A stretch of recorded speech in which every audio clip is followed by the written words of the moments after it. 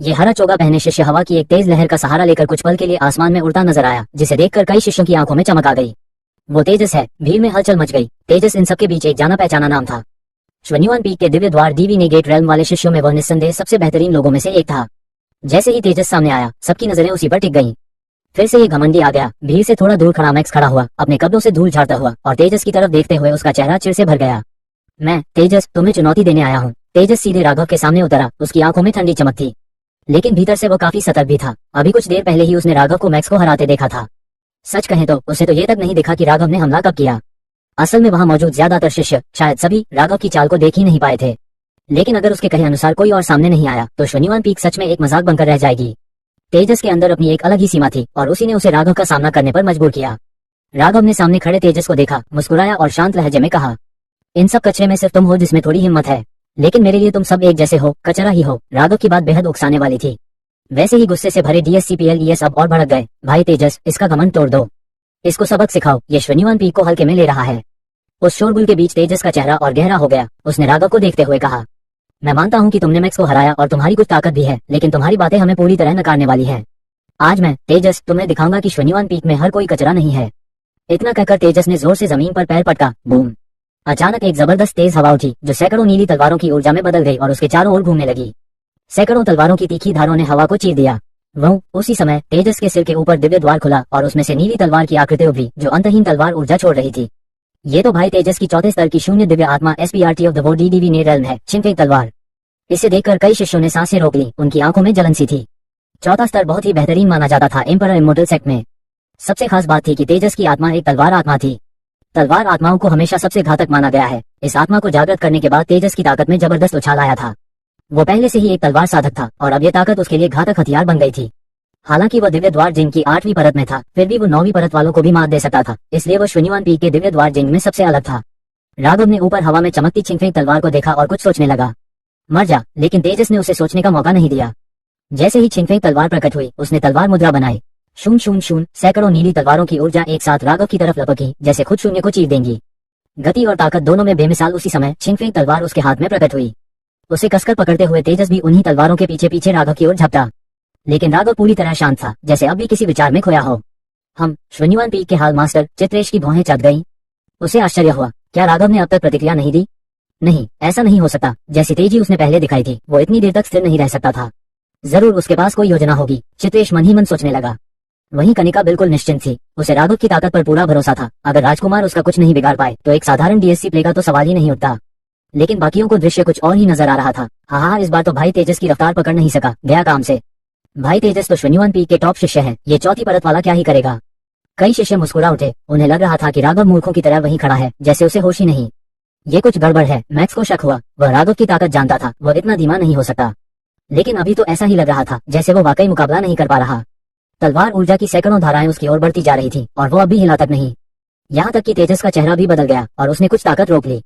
वो उसे मारना नहीं चाहता था, बस ये साबित करना चाहता था कि श्वन्युवान पीक कचरा नहीं है। तभी, ताकत क्यों रोक रहे हो? राघव मुस्कुरा उठा और अचानक नीचे से जोर लगाकर उछला।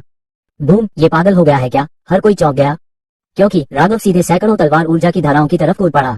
बिल्कुल नहीं बचा, ये तो खुद मौत बुला रहा है। कई शिष्य दहल गए, क्योंकि राघव एम्परर इमोर्टल सेक्ट का दामाद था और औपचारिक रूप से प्रमुख शिष्य भी। अगर वह सच में मर गया तो लेने के देने पड़ सकते थे। भाई तेजस, रोकिए! एक सतर्क शिष्य चिल्ला पड़ा। तेजस भी घबरा गया। वो सीधे उसकी तरफ दौड़ पड़ा था और उसे रोकने का समय नहीं था। Boom boom boom! सैकड़ों तलवार धाराएं राघव से टकराईं। गूंजते धमाकों की आवाजें हुई, लेकिन ना खून निकला, ना चीख, ना कोई घाव। राघव उसी रफ्तार से बिल्कुल एक आत्मकथ दैत्य की तरह तेजस की ओर बढ़ता गया। तेजस का चेहरा पीला पड़ गया, डर और अविश्वास से भरा हुआ। युद्ध के बीच ध्यान भटकाना नहीं चाहिए। राघव की ठंडी आवाज गूंजी। उसने 2 उंगलियां बढ़ाईं और छिनफेंग तलवार की नोक से पकड़कर सीधे उसकी मुंह तक ले गया। वह छिनफेंग तलवार थरथराए और अचानक धुंध में गायब हो गई। तेजस के सिर के ऊपर का दिव्य द्वार बंद हो गया, और इससे पहले कि वो कुछ समझ पाता, राघव की 2 उंगलियां तलवार मुद्रा में बदलकर सीधे उसके सीने की ओर आ गई। हवा ऐसे घूमी जैसे प्रेत और देवताओं की चीख हो। तेजस को ऐसा लगा मानो उसका दिल किसी ने जकड़ लिया हो। वो मारा जाएगा। उसने राघव की वो ठंडी निगाहें देखी, जैसे करोड़ों साल भी बीत जाएं, वो पलक तक न झपकाए। क्या कोई 16 साल का लड़का ऐसी नजर रख सकता है? क्या यही वो मूर्ख दामाद था जिसके बारे में सुना था? उसी पल तेजस को पछतावा हुआ। पूरे मैदान में सन्नाटा छा गया। रुको! चित्रेश की आवाज गूंजी और वो तेजी से तेजस को बचाने भागा। बूम! हवा रुक गई। राघव की उंगली बस तेजस की पोशाक को छू रही थी। अगर 1 इंच और अंदर जाती तो सीधा उसका दिल चीर देती, लेकिन वो रुक गया। तेजस का शरीर खुद ब खुद कांपने लगा, शरीर का सहज डर। बूम पीछे एक चट्टान जो लगभग 300 मीटर दूर थी धमाके से धूल में बदल गई। चित्रेश वही ठिठक गया। उसके चेहरे पर हैरानी थी। राघव ने तेजस को देखा, हाथ नीचे किया और हल्की मुस्कान के साथ बोला, शेर भी जब खरगोश से लड़ता है तो पूरी ताकत लगाता है, और तुम ना शेर हो ना खरगोश, समझे। राघव की हल्की सी बात ने तेजस को जैसे झकझोर कर जगा दिया। उसका पूरा शरीर ठंडे पसीने से भीग गया था। दिल में अभी भी मौत से बाल बाल बचने की दहशत महसूस हो रही थी। उस एक पल के लिए उसे सच में लगा कि उसकी मौत निश्चित है। ये लड़का बहुत ही डरावना था, जैसे कोई बेरहम ठंडे दिल वाला राक्षस हो। लेकिन राघव की कई बातों ने तेजस की सोच को पूरी तरह बदल दिया। शत्रु पर कभी रहम मत करो, लड़ाई में कभी ध्यान मत भटकाओ, हर बार पूरी ताकत से लड़ो, खासकर जब सामने वाला अनजान हो। तेजस ने राघव के शांत चेहरे की ओर देखा और समझ गया कि वो पूरी तरह हार चुका है। उसकी बॉडी गॉड रेल्म SPRT भी पूरी तरह से बिखर गई थी। ऐसा पहले कभी नहीं हुआ था। लेकिन हैरानी की बात यह थी कि तेजस को कोई शर्मिंदगी महसूस नहीं हो रही थी, बल्कि उसके भीतर एक अलग ही भावना जन्म ले रही थी, क्योंकि इस हार से उसने कुछ खोया नहीं बल्कि बहुत कुछ सीख लिया। उसने राघव की तरफ देखा, दोनों हाथ जोड़कर गहराई से झुका और बोला, जूनियर शिष्य तेजस सीनियर भाई के उपदेशों को याद रखेगा। अब तक जो तमाशबीन सुनने पड़े थे उन्होंने अब जाकर प्रतिक्रिया दी। उनकी नजर में राघव अब पूरी तरह बदल चुका था। ये लड़का भयावह था, इतना कि वे अब उसके सामने खड़े होने की भी हिम्मत नहीं जुटा पा रहे थे। मैक्स की हार को फिर भी किसी तरह स्वीकार किया जा सकता था, लेकिन तेजस जैसे शिष्य की बुरी तरह हार वो हजम करना मुश्किल था। आखिर राघव है कौन? उसने भाई तेजस की वो DSPRT तक को बिखेर दिया। कई शिष्य हैरान थे। बॉडी गॉड रेल्म SPRT एक बेहद रहस्यमय शक्ति मानी जाती थी, जिसे यूं बिखेर देना नामुमकिन जैसा था। लेकिन आज उन्होंने अपनी आंखों से देखा, तेजस की चौथे स्तर की QNGFENG स्वॉर्ड जैसी ताकतवर आत्मा को राघव ने छूते ही खत्म कर दिया। यही वजह थी कि तान की इतनी करारी हार हुई। ये देख खुद चित्रेश के मन में भी शक घर करने लगा। कहीं ऐसा तो नहीं कि राघव ने WND मंकी जैसी 5वें स्तर की आत्मा नहीं, बल्कि उससे भी ऊंचे स्तर की कोई आत्मा जागृत की है। बॉडी गॉड रेल्म SPRTS का अपना स्तर होता है, जितना ऊंचा स्तर उतनी ही ताकत, यहाँ तक कि सामने वाले की आत्मा को भी निष्क्रिय कर सकते हैं। अभी का दृश्य देखकर चित्रेश को यह यकीन होने लगा था। उसे अब तक लगता था कि राघव ने सिर्फ 5वें स्तर की आत्मा जागृत की है, लेकिन अब ऐसा लगता था जैसे वो स्तर उससे भी कहीं ऊंचा है। क्योंकि अगर वो सिर्फ 5वें स्तर की आत्मा होती तो वह चौथे स्तर की QNGFENG स्वॉर्ड को यूं नहीं बिखेर सकती थी। इसका मतलब था राघव की आत्मा उससे कहीं ऊंचे स्तर की है। ये बहुत बड़ा संकेत था। चित्रेश अब समझने लगा था कि क्यों एम्परर इमोर्टल सेक्ट के बड़े लोग अब इस दामाद को पहले से ज्यादा गंभीरता से ले रहे हैं। संभवतः राघव ने अपनी चेतना लौटने के बाद कोई अविश्वसनीय प्रतिभा दिखाई है, और जब कोई इतना विलक्षण हो तो कोई भी सेक्ट उसे पाने के लिए सब कुछ देने को तैयार होगा। ऊपर से राघव तो पहले से ही एम्परर इमोर्टल सेक्ट का दामाद था। चित्रेश के मन में अब बहुत सी संभावनाएं उमड़ने लगी थी। उसने मन की सारी उपेक्षा अब किनारे रख दी। अस को कबाड़ के ढेर अब क्यों चुप हो गए। राघव ने तेजस का धन्यवाद अनसुना कर दिया और 300 DV नेगेट रेल्म शिष्यों की तरफ देखकर हल्की मुस्कान के साथ ताना मारना शुरू किया। चलो अब जब तुम सब ऐसे ही हो तो आ जाओ सब एक साथ। उसकी बात पहले से भी ज्यादा घमंडी लग रही थी। तेजस जो अभी तक झुका हुआ था, उसके चेहरे पर झटका आया, होंठ कांप उठे। ये सीनियर भाई वाकई ताकतवर था, लेकिन घमंड उससे भी ज्यादा था। अरे अगर हम सब मिलकर हमला करें तो हमें कोई डर नहीं। मैक्स चीख पड़ा, जैसे लड़ने को तैयार हो। ये बात सच थी कि राघव की ताकत डरावनी थी, लेकिन अगर 300 से ज्यादा लोग एक साथ भिड़ जाएं तो थकाकर ही सही उसे हराया तो जा सकता था। हम भले ही शून्यवान पीक के सबसे कमजोर हों, लेकिन किसी एक राघव से अपनी बेइज्जती नहीं करवा सकते।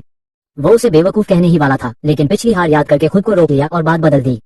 सही कहा। बाकी सबने उसकी बात का समर्थन किया। इतने लोग मिलकर लड़ेंगे तो हार जीत का फैसला अब तक तय नहीं हुआ है। चलो मिलकर इसका घमंड तोड़ते हैं, इसको सबक सिखाओ। कई शिष्य चिल्लाए, लेकिन कुछ ज्यादा सोचने समझने वाले शिष्य चुप रहे। उन्हें अच्छी तरह मालूम था कि अब तक तो वो सब दूसरों की नजर में कमजोर साबित हो ही चुके हैं। अगर अब सब मिलकर भी राघव को हराते हैं तो भी क्या गर्व, और अगर हार गए तो शून्यवान पी का नाम और भी खराब होगा। इस सोच के चलते वो सब असमंजस में थे कि हमला करे भी या नहीं। सब लोग मेरे पीछे आओ। मैक्स गरज उठा और DV ने गेट खोलते ही एक विशाल आकृति को बुला लिया जो पीली धुंध में लिपटी हुई थी। 5वें स्तर की वो DSPRT पृथ्वी तत्व का दानव भालू। गुर्रा दानव भालू की दहाड़ से जमीन तक कांप गई और मैक्स की ताकत कई गुना बढ़ गई। पल भर में वो पीले रंग के कवच में ढक गया और गुस्से से पगला चुके भालू जैसा राघव की ओर दौड़ पड़ा। धड़ धड़ धड़ हर कदम पर जमीन धूल उड़ाती रही, जैसे भूकंप आ गया हो। चार्ज करो। मैक्स के पीछे पीछे बाकी शिष्य भी उत्तेजना में भर गए। सबने अपनी अपनी DV ने गेट खोली, अपनी अपनी वो DSPRTS को बुलाया और राघव की ओर दौड़ पड़े। जो पहले झिझक रहे थे उन्होंने भी दांत बींच कर DV ने गेट खोली और पूरी ताकत झोंक दी।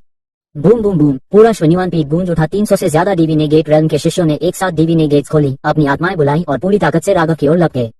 चित्रेश ये देखकर सन्न रह गया। सच कहें तो उसने बहुत समय बाद शून्यवान पीक के शिष्यों को इतना एकजुट देखा था। ऐसा ही होना चाहिए। राघव ने भी सबको दौड़ते हुए देखा और हल्की मुस्कान दी। तो आओ सब आ जाओ। वो एक कदम बढ़ा और उसकी परछाई हवा में लहराई। वो पहले से ही दौड़ पड़ा था। उसकी चाल हल्की थी लेकिन ताकत विस्फोटक। बूम सबसे पहले जो टकराया वो था सबसे तेज मैक्स। ये रहा मेरा पंच। उसने अपनी वो DSPRT की ताकत से एक 30 फीट चौड़ा पीले रंग का मुक्का चलाया, इतना ताकतवर कि एक छोटी पहाड़ी को तोड़ दे। धड़ाम, लेकिन राघव बिल्कुल शांत रहा। उसका दायां हाथ मुट्ठी में बदला और ठीक सामने से एक छोटा सा मुक्का मारा। अगर तुलना करें तो मैक्स का मुक्का पहाड़ था और राघव का एक रत्ती भर, लेकिन टकराते ही मैक्स का विशाल मुक्का चूर चूर हो गया। उसका पीला कवच फट गया और वह खुद बिजली की रफ्तार से पीछे उछल गया। रास्ते में कई DSCPLES को गिराता हुआ दूर जा गिरा। चारों ओर कराहों की आवाजें गूंजने लगी, लेकिन बाकी डीएससीपीएलईएस ने तुरंत उसकी जगह भर दी और राघव को घेर लिया। बाहर से देखने पर अब सिर्फ एक भीड़ दिख रही थी, राघव की परछाई तक नहीं दिख रही थी। धड़ाम धड़ाम धड़ाम, राघव 2 मुट्ठियों से 10 पर भारी पड़ा। हर एक वार में न्यूनतम प्रयास, अधिकतम प्रभाव, उसके हर मुक्के से कोई न कोई डीएससी प्ले उड़ता गया। हर डीएससी प्ले जो अंदर घुसा वह बाहर फेंका गया और उनकी डीवीनी गेट्स भी राघव ने जबरन बंद कर दी। ये दृश्य देखकर एक तरफ छुपा तेजस तो दंग रह गया। ये आदमी। चित्रेश के आंखों के किनारे फड़क उठे, शौक और श्रद्धा में डूबे हुए। राघव जो सोचा था उससे कहीं ज्यादा ताकतवर था। अब वो समझ गया था कि जो अफवाह थी कि राघव ने डाओ एसटी प्लेटफॉर्म रेल्म वाले झाओ वेनहाई को एक मुक्के में मार दिया था, वो सच थी। और ये अभी ठीक से 2 महीने पहले ही होश में आया है। चित्रेश ने हैरानी से सांस अंदर खींची। एक ऐसा लड़का जिसने कभी नहीं किया और अब 2 महीने में यहाँ पहुंच गया। ये इंसान नहीं, राक्षस प्रतिभा है। मंद मंद धमाके गूंज रहे थे। चारों तरफ चीखें और कराहों की आवाजें थी। आधी अगरबत्ती जितना समय बीत चुका था। राघव अकेले खड़ा था, हाथ पीठ पीछे बांधे हुए, और बाकी सारे शिष्य जमीन पर बिखरे पड़े थे, दर्द से तड़पते हुए। तेजस को छोड़कर कुल 362 दिव्य द्वार जिन डीवीनी गेट रेल्म के शिष्य हार चुके थे। पिछली हारों से अलग इस बार जब 362 दिव्य द्वार के शिष्यों ने एक साथ मिलकर हमला किया, तब भी उन्हें करारी हार झेलनी पड़ी। यहाँ तक कि एक भी शिष्य राघव को छू तक नहीं सका। सबके सब उड़कर दूर जा गिरे। अब शुवान ने पूरे श्वन्युवान पीक के दिव्य द्वार के शिष्यों को हरा दिया था। ये उपलब्धि अपने आप में हैरान कर देने वाली थी। इसी एक लड़ाई से एक बात साफ हो गई। राघव पूरे एम्परर इमोर्टल सेक्ट के दिव्य द्वार में निस्संदेह नंबर 1 था। हालांकि श्वन्युवान पीक को 9 पीक्स में सबसे कमजोर माना जाता है, लेकिन इस बार लड़ाई 1 या 2 लोगों की नहीं थी। पूरे पीक के दिव्य द्वार शिष्यों ने मिलकर लड़ी थी। इस स्तर की ताकत तो बाकी ताकतवर पीक्स के सबसे बेहतरीन शिष्य भी शायद न झेल पाते। पर राघव ने न सिर्फ झेला बल्कि 300 से ज्यादा शिष्यों को मात दी, वो भी खुद एक खरोंच तक खाए बिना। इतना बड़ा अंतर वाकई डरावना था। ऐसी ताकत के साथ उसे दिव्य द्वार जिनका पहला स्थान 100% मिलना ही चाहिए। सबसे डरावनी बात तो यह है कि वो अभी बस दिव्य द्वार का चौथा स्तर ही है। हॉल मास्टर चित्रेश चुपचाप दंग रह गए। चौथे स्तर पर ही अगर ये हाल है तो अगर राघव शिखर स्तर पर पहुंचे तब क्या होगा? चित्रेश तो बस कल्पना ही कर सकते थे। असल में उन्हें ये तक नहीं पता था कि राघव ने अपनी पूरी ताकत का इस्तेमाल भी नहीं किया। उसने ना ही अपना दिव्य द्वार खोला, ना ही अपने शून्य देवता आत्मा बॉडी गॉड एसपीआरटी की शक्ति का उपयोग किया। अगर उसने शून्य देवता आत्मा का प्रयोग किया होता तो सिर्फ दिव्य द्वार क्या, मॉन्स्टर मंच और अंकन डाओ एसटी प्लेटफॉर्म और एनएससीआरपीटी ऑन रेल्म वाले भी शायद टिक नहीं पाते। हाय, बहुत ही कमजोर निकले सब, एक भी ठीक से लायक नहीं निकला लड़ने के। राघव ने मायूसी से लंबी सांस छोड़ी। उसकी ये बात सुनकर जमीन पर पड़े शिष्य और भी चिढ़ गए। इस बंदे से हार तो गए, और अब ये ऐसे बातें भी कर रहा था जैसे सबकी बेइज्जती कर रहा हो। काश कोई इसको जमीन पर गिराकर इसके दांत तोड़ देता। अब अगर मैं कहूं कि तुम सब कीचड़ हो जिसे दीवार पर चिपकाया नहीं जा सकता, तो किसी को कोई आपत्ति है? राघव ने चारों ओर देखते हुए पूछा। हाँ है। जैसे ही राघव की आवाज थमी, मैक्स फिर से बोल पड़ा। वो राघव को घूरते हुए बोला, तुम वाकई ताकतवर हो, ये मानते हैं हम, लेकिन अगर तुम्हें न हरा पाने का मतलब है कि हम सब दीवार पर चिपकने लायक कीचड़ हैं, तो फिर ये एम्परर इमोर्टल सेक्ट के पूरे दिव्य द्वार के शिष्यों पर लागू होना चाहिए। राघव मुस्कुराया। बिल्कुल सही बात कही तुमने। मेरी नजर में पूरे सेक्ट के ज्यादातर शिष्य वाकई में कीचड़ ही हैं। पर तुम लोग फिर भी भाग्यशाली हो क्योंकि तुम मुझे मिल गए। क्या मतलब? मैक्स थोड़ा उलझ गया। हराकर जमीन पर पटकने के बाद अब इसे मिलना भाग्य की बात कैसे हो गई? राघव ने हंसते हुए कहा, मतलब ये कि बाकी कीचड़ की तरफ कोई देखेगा भी नहीं, लेकिन तुम्हारे पास मुझे जैसा महान इंसान है जो तुम्हें उठाने के लिए तैयार है। सारे शिष्यों के चेहरे लज्जा और क्रोध से भर गए। बार बार कीचड़ कहा जा रहा था, वो भी खुलेआम। लेकिन कोई कुछ कर भी नहीं सकता था, ताकत ही सब कुछ थी। पवित्र कन्या, राघव आखिर करना क्या चाहता है? चित्रेश ने कनिका के पास जाकर धीरे से पूछा। कनिका ने शांत स्वर में जवाब दिया, जैसे झरने की रुंझुन, थोड़ा और सुनिए, सब समझ आ जाएगा। ठीक है, चित्रेश ने मजबूर होकर कहा। इस बार मैं तुम सब में से 10 लोगों को चुनूंगा जिन्हें मैं खुद ट्रेन करूंगा, राघव ने कहा, और फिर मैं तुम्हें लेकर बाकी पीक्स के दिव्य द्वार शिष्यों से मुकाबला करवाऊंगा। और ध्यान रखना, तुम्हारी हार जीत मेरे प्रमुख वरिष्ठ शिष्य एफडीएससी प्ले के पद पर असर डालेगी। अगर तुम हार गए तो मेरा वो पद भी चला जाएगा। क्या? सब शिष्य चौंक गए। ये तो तुम्हारे प्रमुख शिष्य पद की बात है। चित्रेश भी सन रह गए। अगर सच में ऐसा है तो तुम सबसे कमजोर श्वन्युवान पीक से शिष्य क्यों चुन रहे हो? क्या खुद ही हारने का ऐलान कर रहे हो? हे, अगर तुम हमें चुन रहे हो तो तुम्हारा प्रमुख शिष्य बनकर रहना मुश्किल है, मैक्स ने व्यंग्य में कहा। कई लोग अब चुपके से मुस्कुरा रहे थे, जैसे बदला लेने का मौका मिल गया हो। राघव ने इनकी बातों पर ध्यान नहीं दिया, बल्कि अपने आप से बोलने लगे, ये तुम्हारे लिए एक दुर्लभ मौका है। श्वन्युवान पीक का नाम रोशन करना है तो करो, वरना मुझे कोई फर्क नहीं पड़ता। तुम सिर्फ अपने पद को बचाने के लिए ये सब कर रहे हो, मैक्स ने तीखे स्वर में कहा। हाँ, हमें तो अभी पीटा है और अब चाहते हो हम तुम्हारे लिए लड़ें, और भी शिष्य बोले। लेकिन कई और शिष्य चुप थे। पहले अगर राघव उन्हें सिखाने की बात करता तो शायद कोई ध्यान नहीं देता, लेकिन आज की लड़ाई के बाद वे जान गए कि राघव आम इंसान नहीं था। अगर उनसे कुछ सीखने को मिल जाए तो घाटा नहीं होगा। मैंने कह दिया, तुम करना चाहो करो, न करना चाहो मत करो। अब मैं चैन शुरू करता हूँ, राघव ने मुस्कुराते हुए कहा। उसने इन सबके मन की बात भांप ली थी। बहुत से लोग वाकई श्वन्युवान पीक का मान बढ़ाना चाहते थे, लेकिन शक्ति न होने की वजह से अब तक बस मजबूरी में चुप थे। अब अगर उन्हें कोई मौका मिला तो वो जरूर उसे पकड़ना चाहेंगे।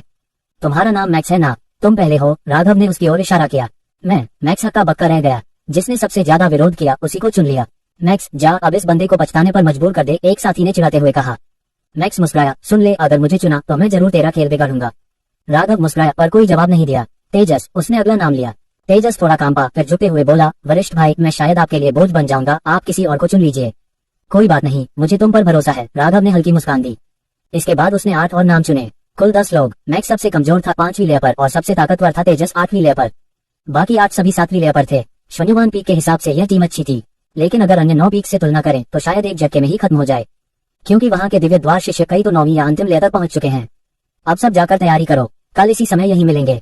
मैं तुम्हें विरोधियों से परिचित करवाऊंगा, राघव ने हाथ हिलाते हुए कहा। लोग धीरे धीरे वहां से जाने लगे। जिन्हें चुना गया था वे भारी मन से लौटे। सबके जाने के बाद चित्रेश से रहा नहीं गया। तुम वाकई इन्हीं को चुन रहे हो, भविष्य के दामाद? उन्होंने पूछा। उन्हें यकीन था कि राघव ही प्रमुख शिष्य बनने लायक है और शायद आगे जाकर वो कनिका जितना महान भी बन जाए। उद्धरण चिन्ह। हॉल मास्टर चित्रेश, पता नहीं क्यों लेकिन मुझे लग रहा है जैसे आपको भी अपने ही पीक के शिष्यों पर भरोसा नहीं है। राघव हल्की सी मुस्कान के साथ बोले, लेकिन उस मुस्कान में तंज छुपा था।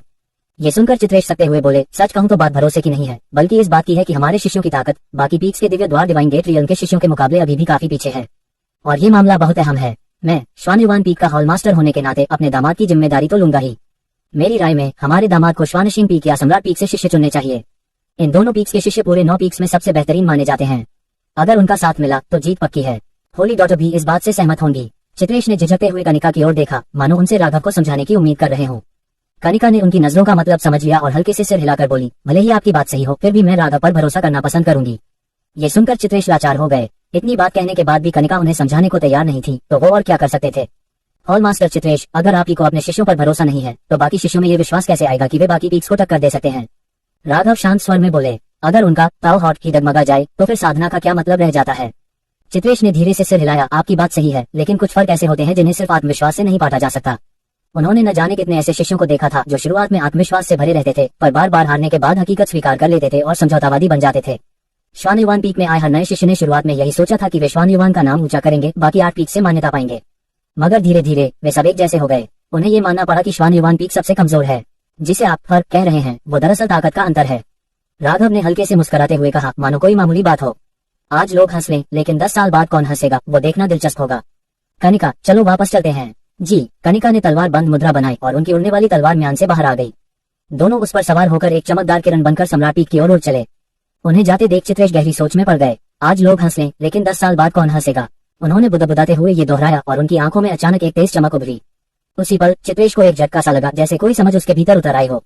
सच है, इस असीम साधना संसार में कितने लोग खुद को अविजयी कह पाते हैं, और जो कहते हैं उन्होंने क्या कभी संघर्ष नहीं किया? अगर हर मुश्किल देखकर पीछे हट जाएं, तो फिर साधना क्यों? ऐसे लोग साधक कैसे कहलाएंगे? हम साधकों को डरकर पीछे हटने का क्या हक है? धड़ाम, उस क्षण चित्रेश का ताव हॉट प्रलयन हो गया और जिस सीमा को वो इतने समय से रोक रखे थे उसमें दरार पड़ने लगी। वो अब उन्नति के कगार पर थे। उधर जो श्वानयुवान पीक से काफी दूर निकल चुके थे उन्होंने भी इस ऊर्जा को महसूस किया।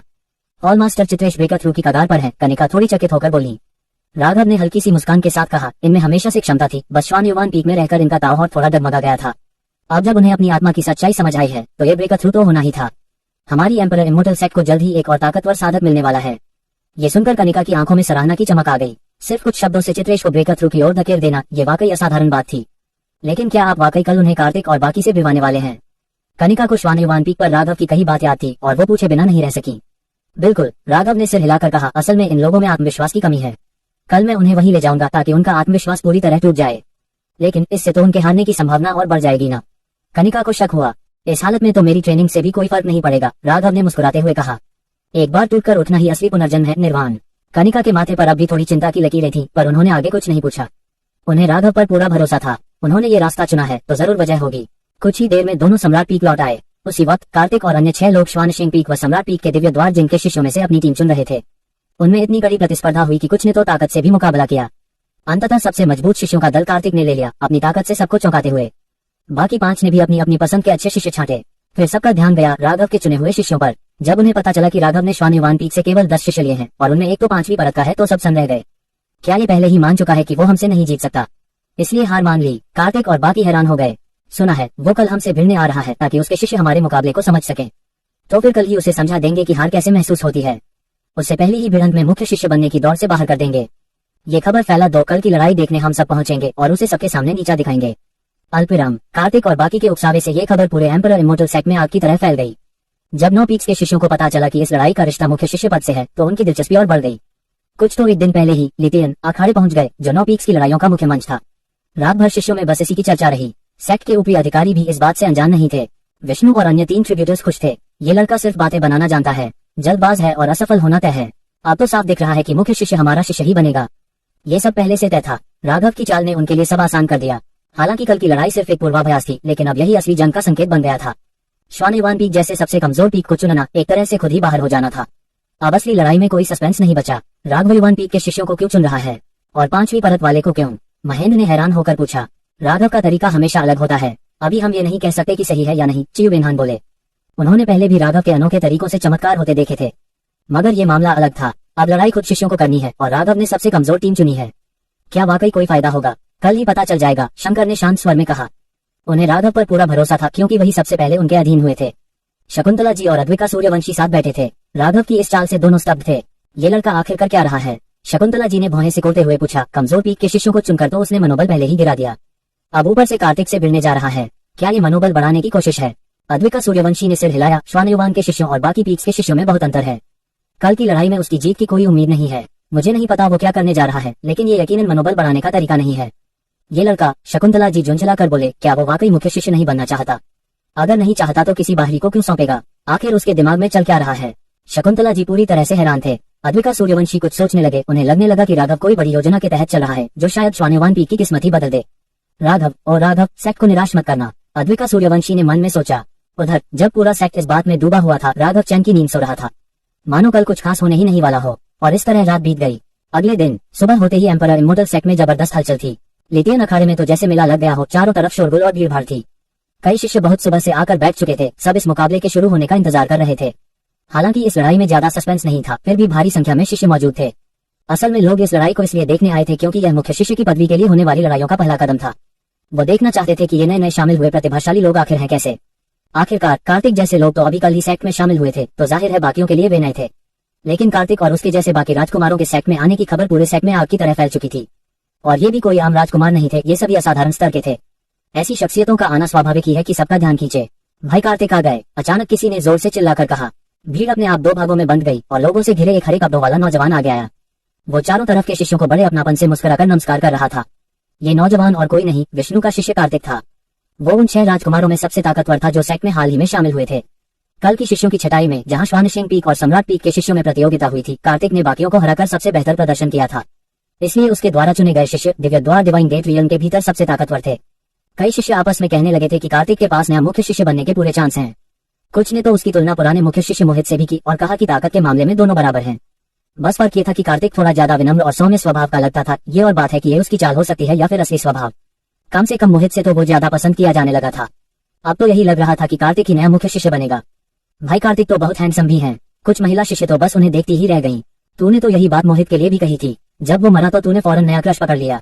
एक शिष्य ने हंसते हुए कहा। क्या जानो तुम, मोहित तो सेक्ट से गद्दारी कर गया था, उसका मरना तय था।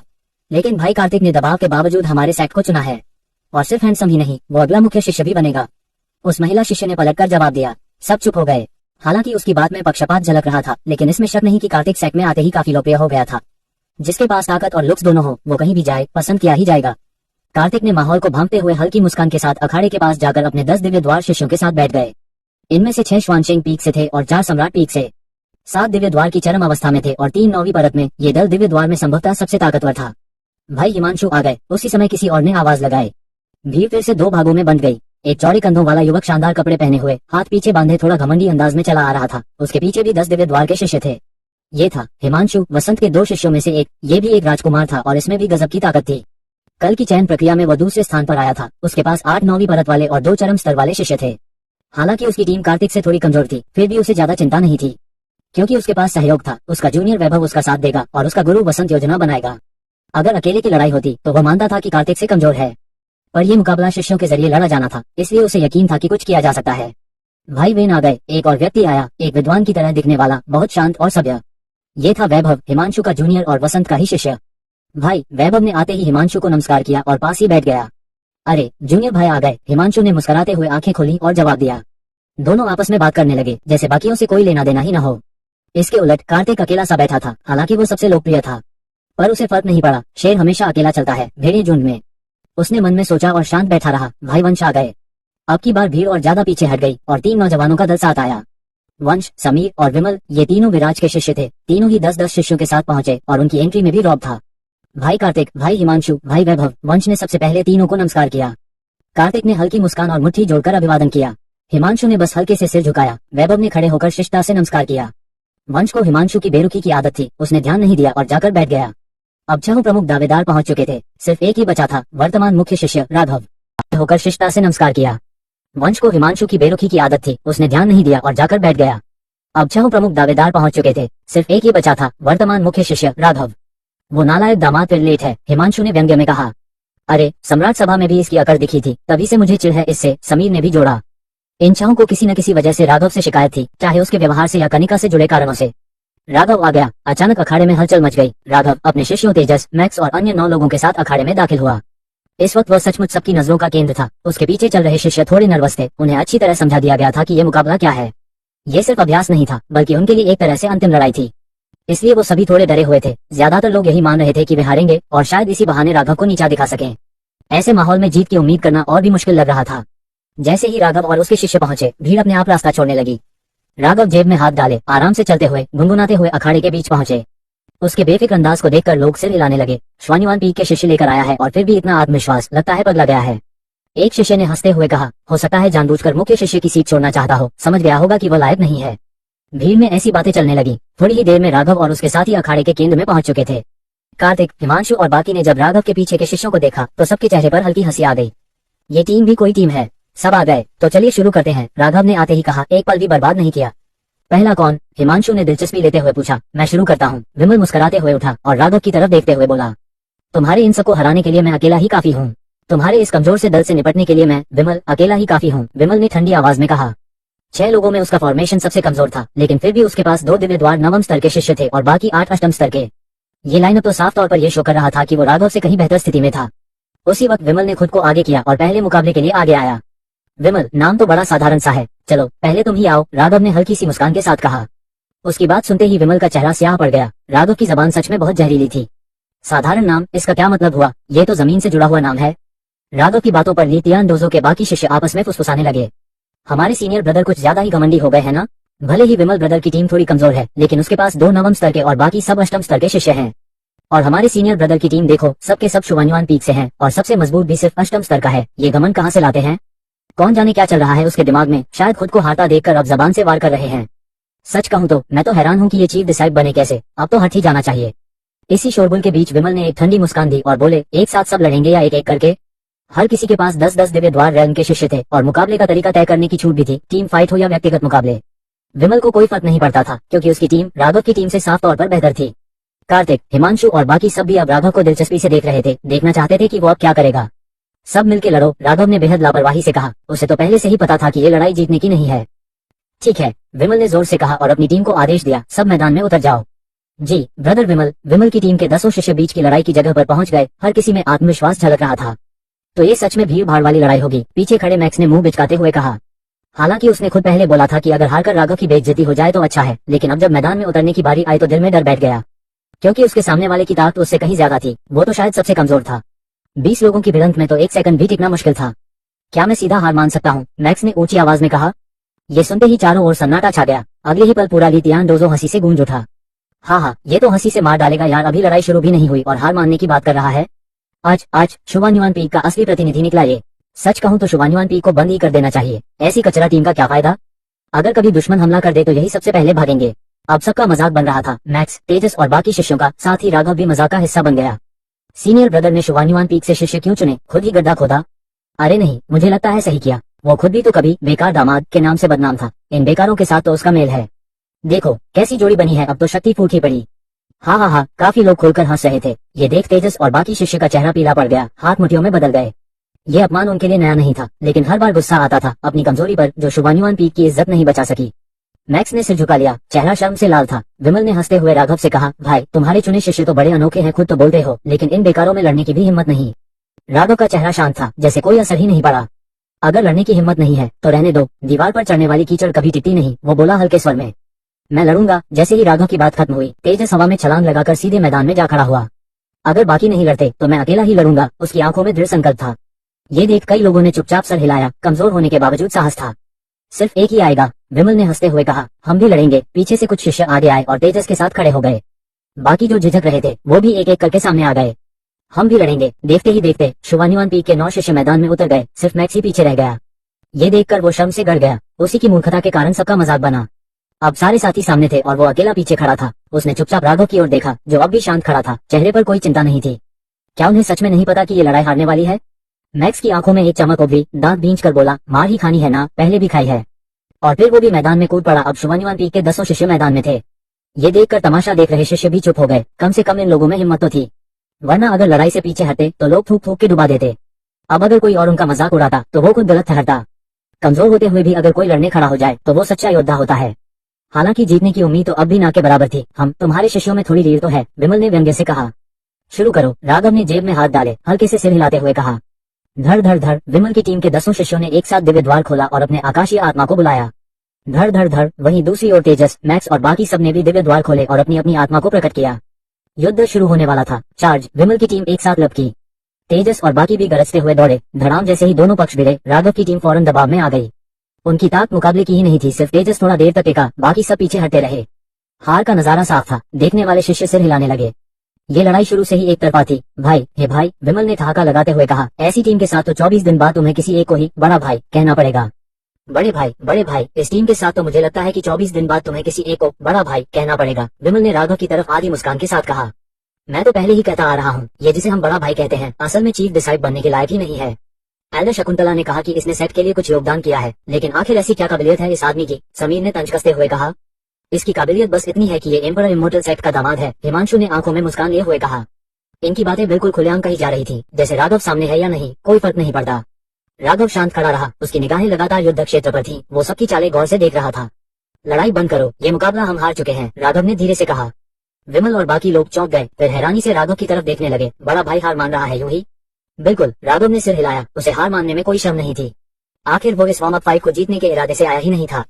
चूंकि बड़ा भाई बोल चुके हैं तो लड़ाई रोक दो, विमल ने जोर से कहा। इतना सुनते ही उसके 10 शिष्यों ने तुरंत लड़ाई बंद कर दी और वापस उसके पीछे आकर खड़े हो गए। युद्ध क्षेत्र में मैक्स और बाकी सबके चेहरे सफेद पड़ चुके थे। उनकी आंखों में डर था। लड़ाई की शुरुआत से ही वो दबाव में थे, सामने वालों के सामने टिक ही नहीं पा रहे थे। अगर तेजस न होता तो शायद वे बहुत पहले ही हार जाते, मगर राघव का यूं अचानक हार मान लेना उन्हें हैरान कर गया। आखिरकार उसके पिछले शब्दों ने तो उन्हें लड़ाई में उतरने के लिए उकसाया था। अब जब उसने खुद ही हार मान ली तो वे पूरी तरह से उलझन में थे। तेजस और बाकी वापस लौटकर राघव के पीछे आ खड़े हुए। बड़े भाई, तेजस कुछ कहना चाहता था लेकिन झिझक गया। राघव ने हाथ उठाकर कहा, सब लोग यहीं आराम करो, हमें अभी 5 मुकाबले और लड़ने हैं। क्या? सबके होश उड़ गए। क्या हमें बाकी सारी टीमों से भी लड़ना है? मैक्स अवाक रह गया। बिल्कुल, राघव ने शांत भाव से सिर हिलाया। ये वार्म अप मुकाबला है तो इसे पूरे ढंग से किया जाना चाहिए। ये तेजस और बाकी एक दूसरे की ओर देखने लगे, समझ नहीं आ रहा था क्या कहें। पहला ही मुकाबला उनके लिए किसी अग्नि परीक्षा से कम नहीं था और अब उन्हें 5 बार और उसी प्रक्रिया से गुजरना था। अब भी लड़ना है? विमल ने भौहें सिकोड़ते हुए पूछा। तुम्हारी टीम मेरी टीम से भी नहीं जीत सकी और तुम बाकी सबकी टीमों को चुनौती देना चाहते हो? आखिर सोच क्या रहे हो? हिमांशु, वंश, समीर वो समझ ही नहीं पा रहे थे कि राघव आखिर क्या साबित करना चाह रहा है। कहीं तुम हमारी टीमों की ताकत आंकने की कोशिश तो नहीं कर रहे? वैभव ने थोड़ा अजीब भाव से पूछा। ये सुनते ही बाकी सब भी कुछ कुछ समझ गए। शायद सच में यही बात थी, मगर फिर भी अगर उसे सबकी ताकत का अंदाजा लग भी गया तो अपनी टीम तो वही है, इससे ज्यादा क्या कर पाएगा? राघव ने हल्की सी मुस्कान के साथ कहा। 24 दिन बाद की लड़ाई में सबको 6 मुकाबले लड़ने ही पड़ेंगे, तो ये वार्म अप भी पूरी तैयारी से होना चाहिए। अब आप लोग आपस में भी लड़ सकते हैं। अगर अभी लड़ने का मन नहीं है तो तब तक रुक सकते हो जब तक मेरी टीम फिर से रिकवर न कर ले। इतना कहकर राघव वहीं बैठ गया और ध्यान लगाने लगा। उसे देखकर बाकी सब एक दूसरे की ओर देखने लगे। ये घमंडी पागल, समीर बड़बड़ाया। उसे ये सब बेहद बेकार लग रहा था। असल में उन्होंने सिर्फ इसलिए राघव की टीम से लड़ाई की थी क्योंकि वे उससे डरते नहीं थे और साथ ही उसे नीचा दिखाना चाहते थे। मगर अगर अब आपस में लड़ेंगे तो खुद की ताकत भी सबके सामने आ जाएगी। 6 लोग चुपचाप सहमति से खामोश हो गए और इंतजार करने लगे। 1 घंटे बाद तेजस और बाकी कुछ हद तक रिकवर हो चुके थे। राघव के इशारे पर वे फिर से युद्ध क्षेत्र में उतर गए। चाहे उन्हें जीत का भरोसा न हो, लेकिन अब लड़ाई में उतर ही चुके हैं तो पूरा निभाना था। इस बार कौन लड़ेगा? राघव ने कांटे की तरफ देखा। मैं, समीर ने अपनी आंखें खोली और दृढ़ स्वर में बोला। धड़ धड़ धड़ तुरंत ही उसके पीछे खड़े 10 दिव्य द्वार रन के शिष्य मैदान में कूद पड़े। शुरू करो, राघव ने सिर हिलाया। लड़ाई शुरू होते ही तेजस की टीम बुरी तरह से कुचली जाने लगी, यहाँ तक कि तेजस भी टिक नहीं पाया। मैक्स जोर से चिल्लाया जब उसे एक अष्टम स्तर के शिष्य ने जोरदार लात मारकर मैदान से बाहर फेंक दिया और वो लुढ़कते हुए सीधे राघव के पास आ गिरा। राघव ने उसकी तरफ देखे बिना ही कहा, ये मैच भी हमने हार दिया, सब रुक जाएं। हाँ, एक भी बार नहीं झेल पाए। समीर ने ताना कसते हुए अपने शिष्यों को रुकने का इशारा किया। इस बार तो राघव की टीम पिछली बार से भी तेज हारी थी। बाकी शिष्य अब बोर हो चुके थे। उन्हें लगा था कोई बड़ी टक्कर देखने को मिलेगी, लेकिन यहाँ तो राघव की टीम बस मार खा रही थी, एक एक करके, बिना किसी रोमांच के। कई शिष्य तो डीवी ने गेट सेट की लड़ाई देखने के लिए आए थे, लेकिन अब मैदान छोड़कर जा रहे थे। सबको लगने लगा था कि असली लड़ाई अब 24 दिन बाद ही होगी। और आज की लड़ाई से एक बात तो साफ हो गई, राघव की चीफ डिसाइड की कुर्सी खतरे में है। जब सबसे कमजोर टीम भी उसकी टीम को खेल खेल में हरा दे तो बाकी 5 मजबूत टीमें क्या करेंगी? कई शिष्य चुपचाप मैदान से निकलते चले गए। बड़े भाई, हमसे नहीं होगा, तेजस ने दुखी मुस्कान के साथ कहा।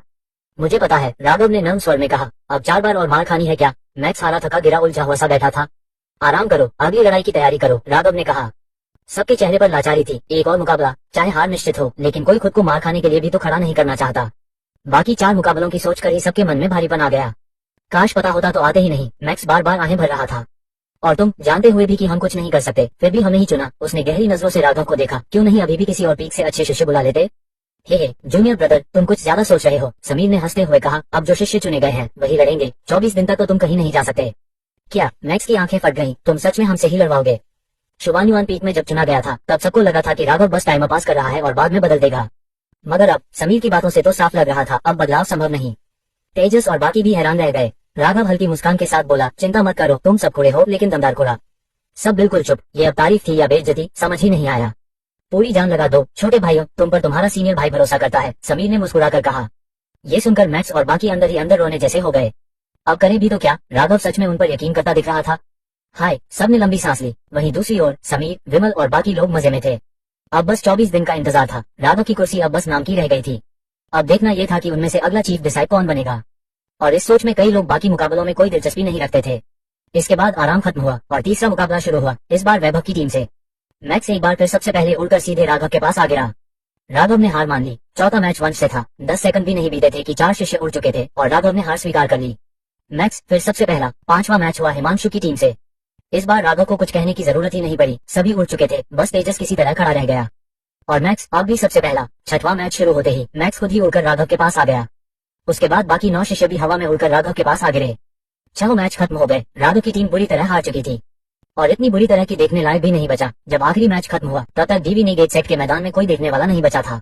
बिल्कुल परफेक्ट एंडिंग, राघव ने हल्की मुस्कान के साथ कहा। परफेक्ट क्लोजिंग, राघव ने हल्की मुस्कान के साथ कहा। बड़े भैया, विमल ने हाथ सीने पर बांधते हुए मजाक किया। अब जाकर समझ आ रहा है कि आप चीफ डिसाइड क्यों बने। आपकी तो खाल वाकई मोटी है। 6 बार हारने के बाद भी मुस्कुरा रहे हैं, लगता है सच में पद छोड़ने का मन बना लिया है। बड़े भैया, अपने छोटे भाई को झुकने दीजिए, विमल ने हंसते हुए झुककर सलाम किया। अरे हट, क्यों झुक रहा है? समीर ने उसके कंधे पर थपकी मारते हुए झुंझुलाकर कहा। हो सकता है अगला चीफ डिसाइड मैं बन जाऊं। ठीक है भाई, फिर तो देखते हैं। विमल खिलखिलाता हुआ समीर और वंश के साथ सबसे पहले लीतियान युद्ध क्षेत्र से बाहर निकल गया। हिमांशु धीरे से खड़ा हुआ, अंगड़ाई ली, फिर तिरस्कार भरी नजर से देखकर बोला, बड़े भैया, छोटा भाई अब निकल रहा है। बड़े भैया, भाई कार्तिक, मैं भी चलता हूँ। वैभव ने झुककर कहा और हिमांशु के साथ वहां से चला गया। अब मैदान में सिर्फ राघव और कार्तिक की टीमें बची थी। कार्तिक ने शुरू से अब तक एक शब्द भी राघव से नहीं कहा था। बाकी सबके चले जाने के बाद उसने धीरे से राघव की तरफ देखा, फिर उसके पीछे खड़े 10 हारे हुए हताश लोगों की ओर देखा और शांत स्वर में बोला, सच कहूं तो तुम्हारा वो सम्राट सभा में दिया भाषण याद है? उसके हिसाब से तो तुम्हें शुभान्युआन पीक के किसी शिष्य को चुनना ही नहीं चाहिए था, लेकिन तुमने फिर भी चुना। तो कुछ ऐतराज है? राघव ने उठते हुए लापरवाही से पूछा। नहीं, बस थोड़ी जिज्ञासा थी, कार्तिक ने सिर हिलाया। तुम्हारी पृष्ठभूमि मैंने देखी है, ये कुल से हो लेकिन उस ताकतवर शाखा से नहीं। दूर की एक गुमनाम ब्रांच से। 11 की उम्र में मानसिक रूप से अक्षम हो गए थे और 15 में कनिका से शादी कर ली। और वो शादी भी असली नहीं, कनिका ने लुतियन से शादी टालने के लिए बस नाम का रिश्ता बनाया।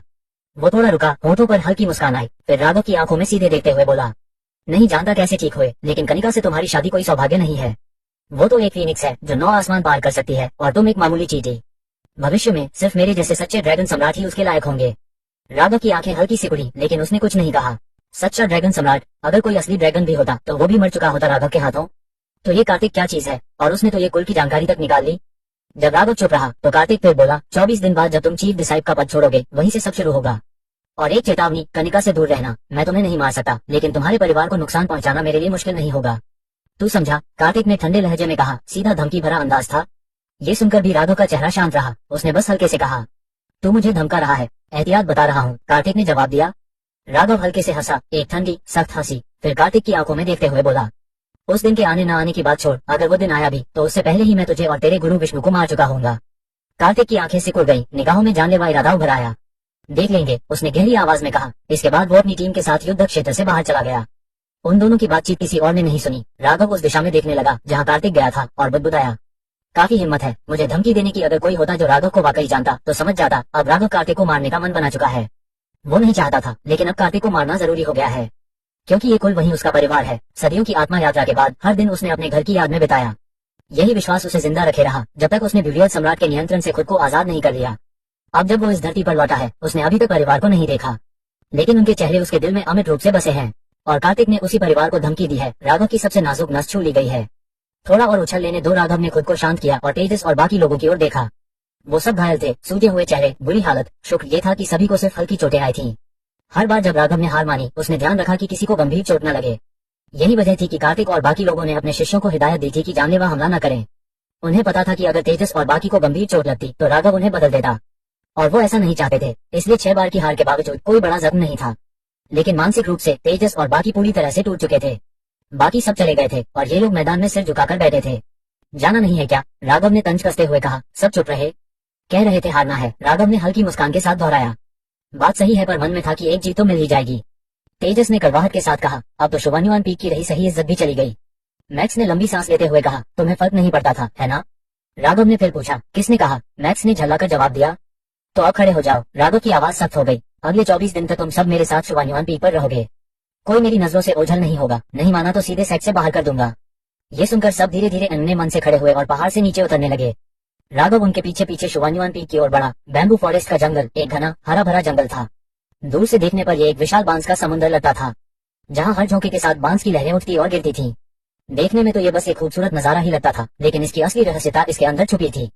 इस जंगल के बारे में ज्यादातर लोग कुछ नहीं जानते थे, लेकिन राघव को इसकी पूरी जानकारी थी, क्योंकि इस जंगल में जो बांस उगे थे वो आम बांस नहीं थे, बल्कि फॉरबिडन लैंड से निकले रहस्यमयी बांस थे, जिनमें अजीब शक्तियां थीं।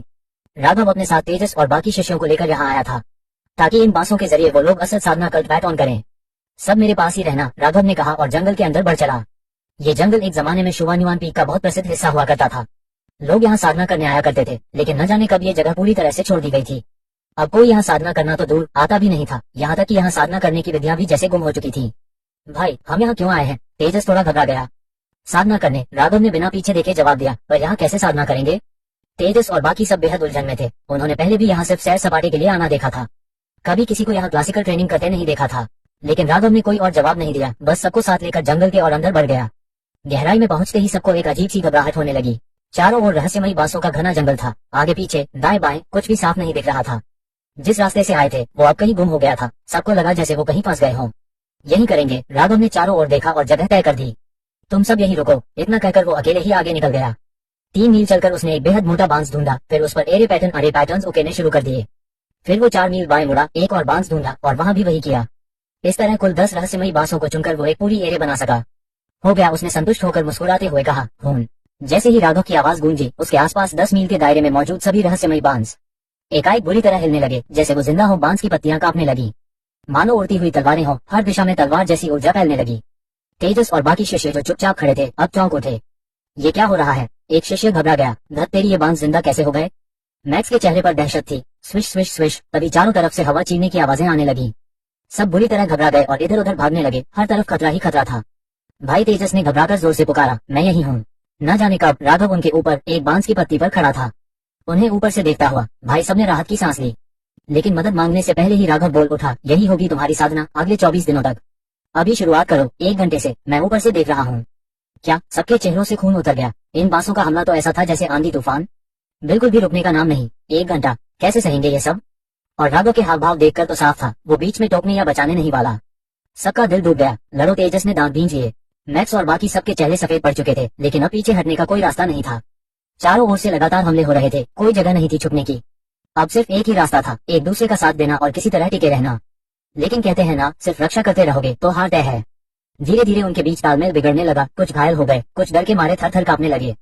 पूरा समूह बिखरने लगा। तभी राघव ने ऊपर से हल्की सी उंगली चटकाई। धड़ाम धड़ाम धड़ाम। अचानक बांसों का हमला थोड़ा धीमा हो गया। बस इतनी राहत मिली कि सबने थोड़ा खुद को संभाला। अब वो समझ चुके थे, अगर एक भी गलती की तो यहाँ मौत तय है। इस सबक के बाद सबने पहले से ज्यादा ध्यान और तालमेल बनाना शुरू किया। इस तरह वो 10 शिष्य एक भयंकर तूफान जैसे हमले में किसी तरह 1 घंटा निकाल पाए। हर सेकंड ऐसा लगा जैसे पूरी उम्र बीत गई हो। जैसे ही घंटा पूरा हुआ, बांसों का हमला रुक गया। जंगल फिर से शांत हो गया, जैसे कुछ हुआ ही नहीं। सब थक कर गिरने वाले थे, लेकिन कोई गिरा नहीं, क्योंकि सबको डर था कहीं अगला हमला फिर से शुरू ना हो जाए। थोड़ा आराम कर लो, मैं अभी आता हूँ, राघव ने कहा। तभी सबको याद आया, अरे भाई तो ऊपर है ही। भाई, ये कैसी डरावनी जगह है, हमें यहाँ से ले चलो, अब नहीं सहा जाता, मैक्स ने रोते हुए कहा। ये जगह तुम्हारे लिए अच्छी है, इधर उधर मत भागना, मैं अभी लौटा हूँ। राघव मुस्कुराया और एक छलांग में जंगल में गायब हो गया। भाई वो सब घबरा गए और लड़खड़ाते हुए उसे खोजने दौड़े, लेकिन उसका नामो निशान तक नहीं दिखा। अब उनके चेहरों पर डर साफ था।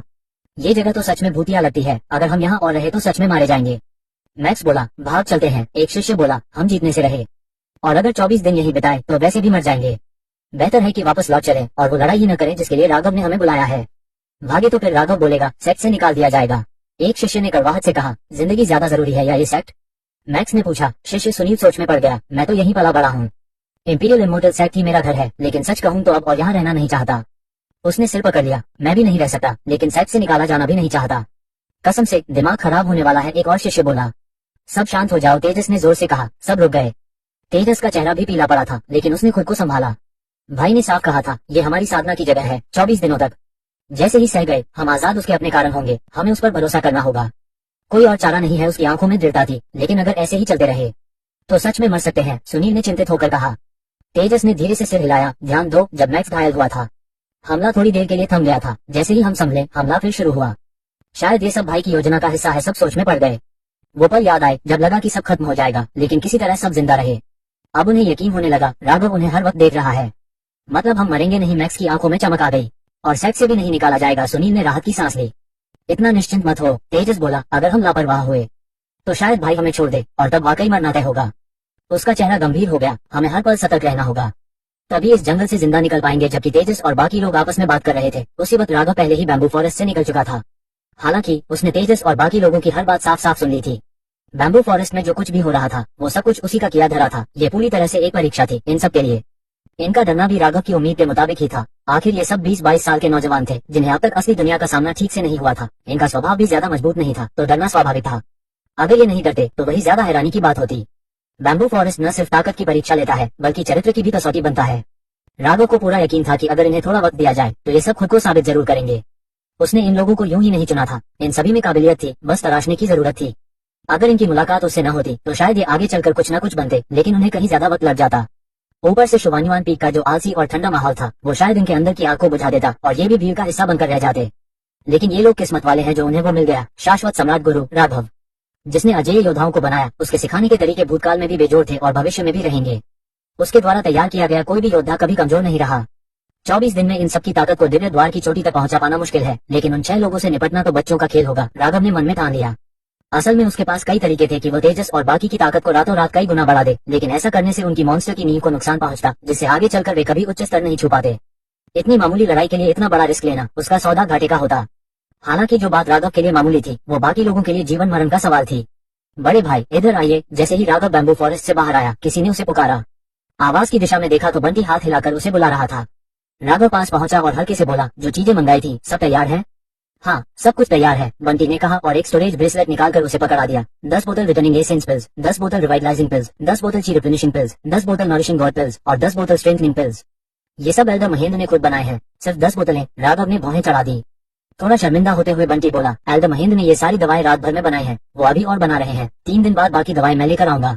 ये बूढ़ा महेंद्र भी बड़ा धीमा है, इस बार तो उसे सबक सिखाना ही पड़ेगा, राघव ने सिर झटकते हुए कहा। बंटी के चेहरे की मांसपेशियां फड़क गई, लेकिन मन में चाहे जितना बोलना चाहा मुंह से कुछ नहीं बोला। एल्डर महेंद्र, जो कि एम्परर इमोर्टल सेक्ट के औषधि हॉल के प्रमुख थे, जिन्हें सबसे बड़ा वैद्य माना जाता था, वो भी बड़े भाई के लिए धीमे थे। एक ही रात में 5 अलग अलग उच्च स्तर की गोलियां बनाई, 100 की संख्या में, और फिर भी कम पड़ा। बंटी को ये जरा भी सही नहीं लगा। उसे ये पता नहीं था कि राघव खुद भी उच्च स्तरीय वैद्य था। अगर उसे ये बात पता होती तो शायद ऐसा सोचने की भी हिम्मत न करता। बड़े भाई, ये बैम्बू फॉरेस्ट में कुछ राज है क्या? बंटी ने धीमे से पूछा। देखना है अंदर चलकर, राघव ने मुस्कुराते हुए उसकी तरफ देखा। ये नजरिया देखकर बंटी ने झट से सिर हिला दिया। नहीं, मैं तो सम्राट पीक जाकर साधना करता हूँ, 3 दिन में फिर लौटूंगा। कुछ रुक कर वो बोला, और हाँ, आज जो हुआ उसे दिल पे मत लेना। चाहे जो हो, आप हमारे एम्परर इमोर्टल सेक्ट के दामाद हो, वो लोग आपको नुकसान नहीं पहुंचा सकते। कौन सी बात? राघव ने तटस्थ भाव से पूछा। हाँ हूँ। बंटी थोड़ा हड़बड़ा गया, लेकिन फिर उसका चेहरा देखकर समझ गया कि अब कुछ कहना फालतू है। कुछ नहीं, कुछ भी नहीं। असल में वो तो उसे दिलासा देने आया था, लेकिन अब लग रहा था इसकी जरूरत ही नहीं। चिंता मत करो, 24 दिन बाद मैं ही जीतूंगा, राघव ने हल्की मुस्कान के साथ कहा। बंटी थोड़ा असहज सा मुस्कुराया, मानो उसे खुद यकीन न हो। अब तुम जा सकते हो, 3 दिन बाद दवाई लेकर आ जाना, राघव ने कहा और फिर बैम्बू फॉरेस्ट की तरफ मुड़ गया। उसे मालूम था कि बंटी को उस पर यकीन नहीं था, लेकिन ये जरूरी भी नहीं था। यकीन हो या ना हो, जब समय आएगा सच्चाई खुद सबके सामने होगी। तो मैं चलता हूँ सीनियर ब्रदर, बंटी ने हाथ जोड़कर विदा ली। क्या सीनियर ब्रदर का दिमाग खराब हो गया है? बाहर निकलते हुए बंटी बड़बड़ाया। उसे आज की वार्म अप फाइट्स की पूरी खबर थी। राघव की लगातार 6 हार अब पूरे सेट में फैल चुकी थी। हो सकता है ये बात कार्तिक और उसके गुट ने जानबूझकर फैलाई हो, लेकिन हार तो हार होती है, 6 बार हार, और वो भी इस तरह। अब सेट में सभी को लगने लगा था कि राघव का मुख्य शिष्य का पद अब खतरे में है। बंटी को भी यही लगने लगा। अगर मुकाबला खुद राघव करता तो शायद उसकी जीत की संभावना ज्यादा होती, क्योंकि उसने खुद देखा था कि कैसे उसने ली कुआंगतू जैसे राक्षस को हराया था। मगर इस बार मुकाबला शिष्यों के बीच होना था, ताकत की असली परीक्षा। ये लोग कोई चाल चल रहे हैं, सीधे सीधे हमारे एम्परर इमोर्टल सेक्ट की साधना संपत्ति पर नजर है। बंटी मन में सोचकर रह गया। सबको पता था कि हाल ही में 3 नए श्रद्धांजलि गुरु टीआरब्यूटिस सेक्ट में शामिल हुए थे और तीनों ही जबरदस्त ताकतवर थे। युंगांग पर्वत के गुरु विष्णु उर्फ युंगांग जी जबरदस्त साधक थे। उनके शिष्य कार्तिक भी राजकुमार स्तर पर पहुंच चुके थे। फिर थे वसंत, स्वतंत्र साधक। उनके 2 शिष्य हिमांशु और वैभव, दोनों राजकुमार स्तर के असाधारण प्रतिभाशाली शिष्य। तीसरे थे तूफान हाथ विराज, जिनके शिष्य वंश, समीर और विमल और राजकुमार स्तर के युवा प्रतिभावान। 3 गुरु और 6 राजकुमार स्तर के शिष्य सेक्ट में शामिल हुए थे। किसी और समय पर यह गर्व की बात होती, लेकिन जैसे ही सेक्ट ने लुतियन पवित्र भूमि से ढेर सारी साधना संपत्ति पाई थी, उसी वक्त इन लोगों का आना लोगों को संदेह में डाल गया। हालांकि सेक्ट के आम शिष्य ऊपर के फैसलों पर सवाल नहीं उठा सकते थे, लेकिन राघव और कार्तिक के बीच होने वाली निर्णायक टक्कर पर सभी की निगाहें टिकी थी। राघव की लगातार हार ने सभी को लगा दिया था कि अब सेक्ट में सत्ता परिवर्तन होने ही वाला है। कुछ लोग खुश थे, कुछ परेशान। खुश होने वाले जाहिर तौर पर तीनों श्रद्धांजलि गुरुओं का गुट था। इस लड़के ने हमें बहुत परेशान किया था ना, लगता था बहुत ताकतवर है, अब देखो खुद मजाक बन गया है, वसंत हंसते हुए बोला। हिमांशु भी मुस्कुराया। इस बार सिर्फ वंश और कार्तिक को हराना है, मुख्य शिष्य की कुर्सी हमारी है। इस बार गुरु होने के नाते मैं पर्दे के पीछे से मदद करूंगा। वैभव पूरी ताकत लगाएगा, फिर तुझसे जानबूझकर हार जाएगा। जी पक्की है, वसंत बोला। लेकिन घमंड मत करना, युंगांग जी और विराज भी कार्तिक और वंश की मदद करेंगे ही। चिंता मत कीजिए, शिष्य आपकी उम्मीदों पर खरा उतरेगा, हिमांशु ने आदर से कहा। जब मुख्य शिष्य की कुर्सी मिल जाए तब अंदर से काम करके इस सेट की सारी संपत्ति हड़प लेंगे, वसंत ने मंद मुस्कान के साथ कहा। जी, हिमांशु भी मुस्कुराया। सिर्फ वैभव चुपचाप खड़ा था, कुछ नहीं बोला। इसी तरह कार्तिक और उसके गुरु विष्णु भी अपनी चालें बिछा रहे थे। विराज और वंश का गुट भी अपने षड्यंत्र में जुटा था। इन तीनों गुटों के लिए अब असली दुश्मन एक दूसरे थे और मौजूदा मुख्य शिष्य राघव जैसे मानो गायब ही हो गया हो, या कहें उसे पूरी तरह से नजरअंदाज किया जा रहा था। आखिरकार वार्म अप मुकाबलों में उसका हाल बेहद बुरा था। उधर शकुंतला जी और उसका गुट गुस्से से भरा हुआ था। वे उसे बुलाने ही वाले थे कि सुनाई दिया। वो तो बैम्बू फॉरेस्ट में जाकर तेजस और अन्य शिष्यों के साथ बंद साधना में चला गया। इससे शकुंतला जी और भी तिलमिला गई। क्या ये लड़का वाकई मुख्य शिष्य की कुर्सी छोड़ना चाहता है? वो तो गुस्से से फट पड़ने वाली थी। मेरी देवी घबराई नहीं, मुझे लगता है राघव के पास जरूर कोई योजना है, अद्विका सूर्यवंशी ने शांति से कहा। तो अब हमें कुछ करना भी नहीं चाहिए, शकुंतला जी ने घूरते हुए कहा। तुम तो जैसे अब उसके ही पक्ष में हो गए हो। अद्विका सूर्यवंशी हल्का मुस्कुराया। मेरी देवी, क्यों न हम 24 दिन का इंतजार करें, फिर देखेंगे असली नतीजा। बैम्बू फॉरेस्ट राघव सभी औषधियां लेकर उस पुराने स्थान पर वापस आया जहां तेजस और बाकी शिष्य उसका इंतजार कर रहे थे। जैसे ही वो पहुंचा, उसने बिना कुछ कहे भंडारण जैक कंगन स्टोरेज जेड ब्रासलेट तेजस और बाकियों की ओर उछाल दिया। अगले कुछ दिनों के लिए जरूरी चीजें हैं, एक एक बोतल है, संभाल कर रखना। तेजस ने थोड़ा हैरानी से कंगन पकड़ा, लेकिन जब उसने भीतर झांक कर देखा तो चौंक कर तेज सांस खींच ली। रिटर्निंग एसेंस पिल, रिवाइटलाइजिंग पिल, ची रिप्लेनिशिंग पिल, नॉरिशिंग गॉड पिल, स्ट्रेंथनिंग पिल, ये तो 5 टॉप ग्रेड औषधियां हैं, इतनी सारी एक साथ। तेजस पूरी तरह दंग रह गया। मैक्स, सुनील और बाकी सभी ने जब ये सुना तो वे भी हैरान रह गए। आमतौर पर तो ऐसी औषधियां पाने के लिए भारी मात्रा में योगदान अनकॉन्ट्रा बटन पो एनटीएस चाहिए होते थे, और यहाँ राघव इतनी आसानी से इतनी सारी दवाइयां ले आया। कुछ पल के लिए सबकी नजरें राघव पर टिक गई, आंखों में जोश और विश्वास के साथ। हमें पता था हमारा सीनियर ब्रदर हमें कभी अकेला नहीं छोड़ेगा। राघव मुस्कुराया। फिलहाल तो इनका इस्तेमाल करो, 3 दिन बाद और लेकर आऊंगा। और भी लाओगे? सभी हैरानी से बोले। हाँ, वही दवाएं लाऊंगा, क्योंकि सिर्फ एक एक बोतल से काम नहीं चलेगा, राघव ने समझाया। क्या? तेजस और बाकी सबने एक दूसरे की ओर चौंक कर देखा। एक बोतल भी काफी नहीं, लेकिन हम तो यहाँ बस 24 दिन ही रहेंगे ना। सभी के मन में अनायासी भ्रम पैदा हुआ। उनकी उलझन देख राघव के होठों पर एक हल्की सी शरारती मुस्कान आ गई। कल सुबह तक तुम्हें खुद ही समझ आ जाएगा। अब जल्दी से दवाइयां लेकर अपनी हालत में लौटो, तुम्हारे पास 1 घंटा है रिकवरी के लिए, फिर 1 घंटे की साधना शुरू होगी। इतना कहकर राघव हवा में छलांग मारते हुए बांस के पत्तों पर यूं चला जैसे बादलों की सीढ़ियां हो, और कुछ ही पलों में नजर से ओझल हो गया। तेजस और बाकियों ने उसकी बातों को याद रखते हुए कुछ नहीं कहा और चुपचाप ध्यान मुद्रा में बैठकर औषधियां लेने लगे। मैक्स ने 5 बोतलें देखकर बुदबुदाया। इतनी सारी औषधियां, अगर इन्हें बेच दे तो कितने स्पिरिट स्टोन मिल सकते हैं? बिक जाए तेरी सोच, सुनील ने उसे घूरते हुए चिढ़कर कहा। सीनियर ब्रदर ने साफ कहा है कि ये रिकवरी के लिए है। अगर तू 1 घंटे में हालत नहीं सुधार पाया तो अगला 1 घंटा साधना में क्या करेगा? मैक्स, बकवास बंद कर और ध्यान लगाओ, तेजस ने भी उसे डांटा। मैक्स का चेहरा उतर गया। उसने मुंह बनाकर कहा, मैं तो बस बोल रहा था, इतना चिल्ला क्यों रहे हो? हर बात में साधना साधना, जैसे किसी दीवार से बात कर रहा हूँ। ये सुनकर तेजस भी मुस्कुरा दिया। ये मैक्स भी ना। जल्द ही सभी 10 शिष्य ध्यान में बैठ गए। आधे घंटे की सख्त ट्रेनिंग के बाद वे गहरे ध्यान में चले गए और दवाइयों की शक्ति तेजी से उनके शरीर में फैलने लगी, आंग आंग तक पहुंची, बिना किसी साइड इफेक्ट के।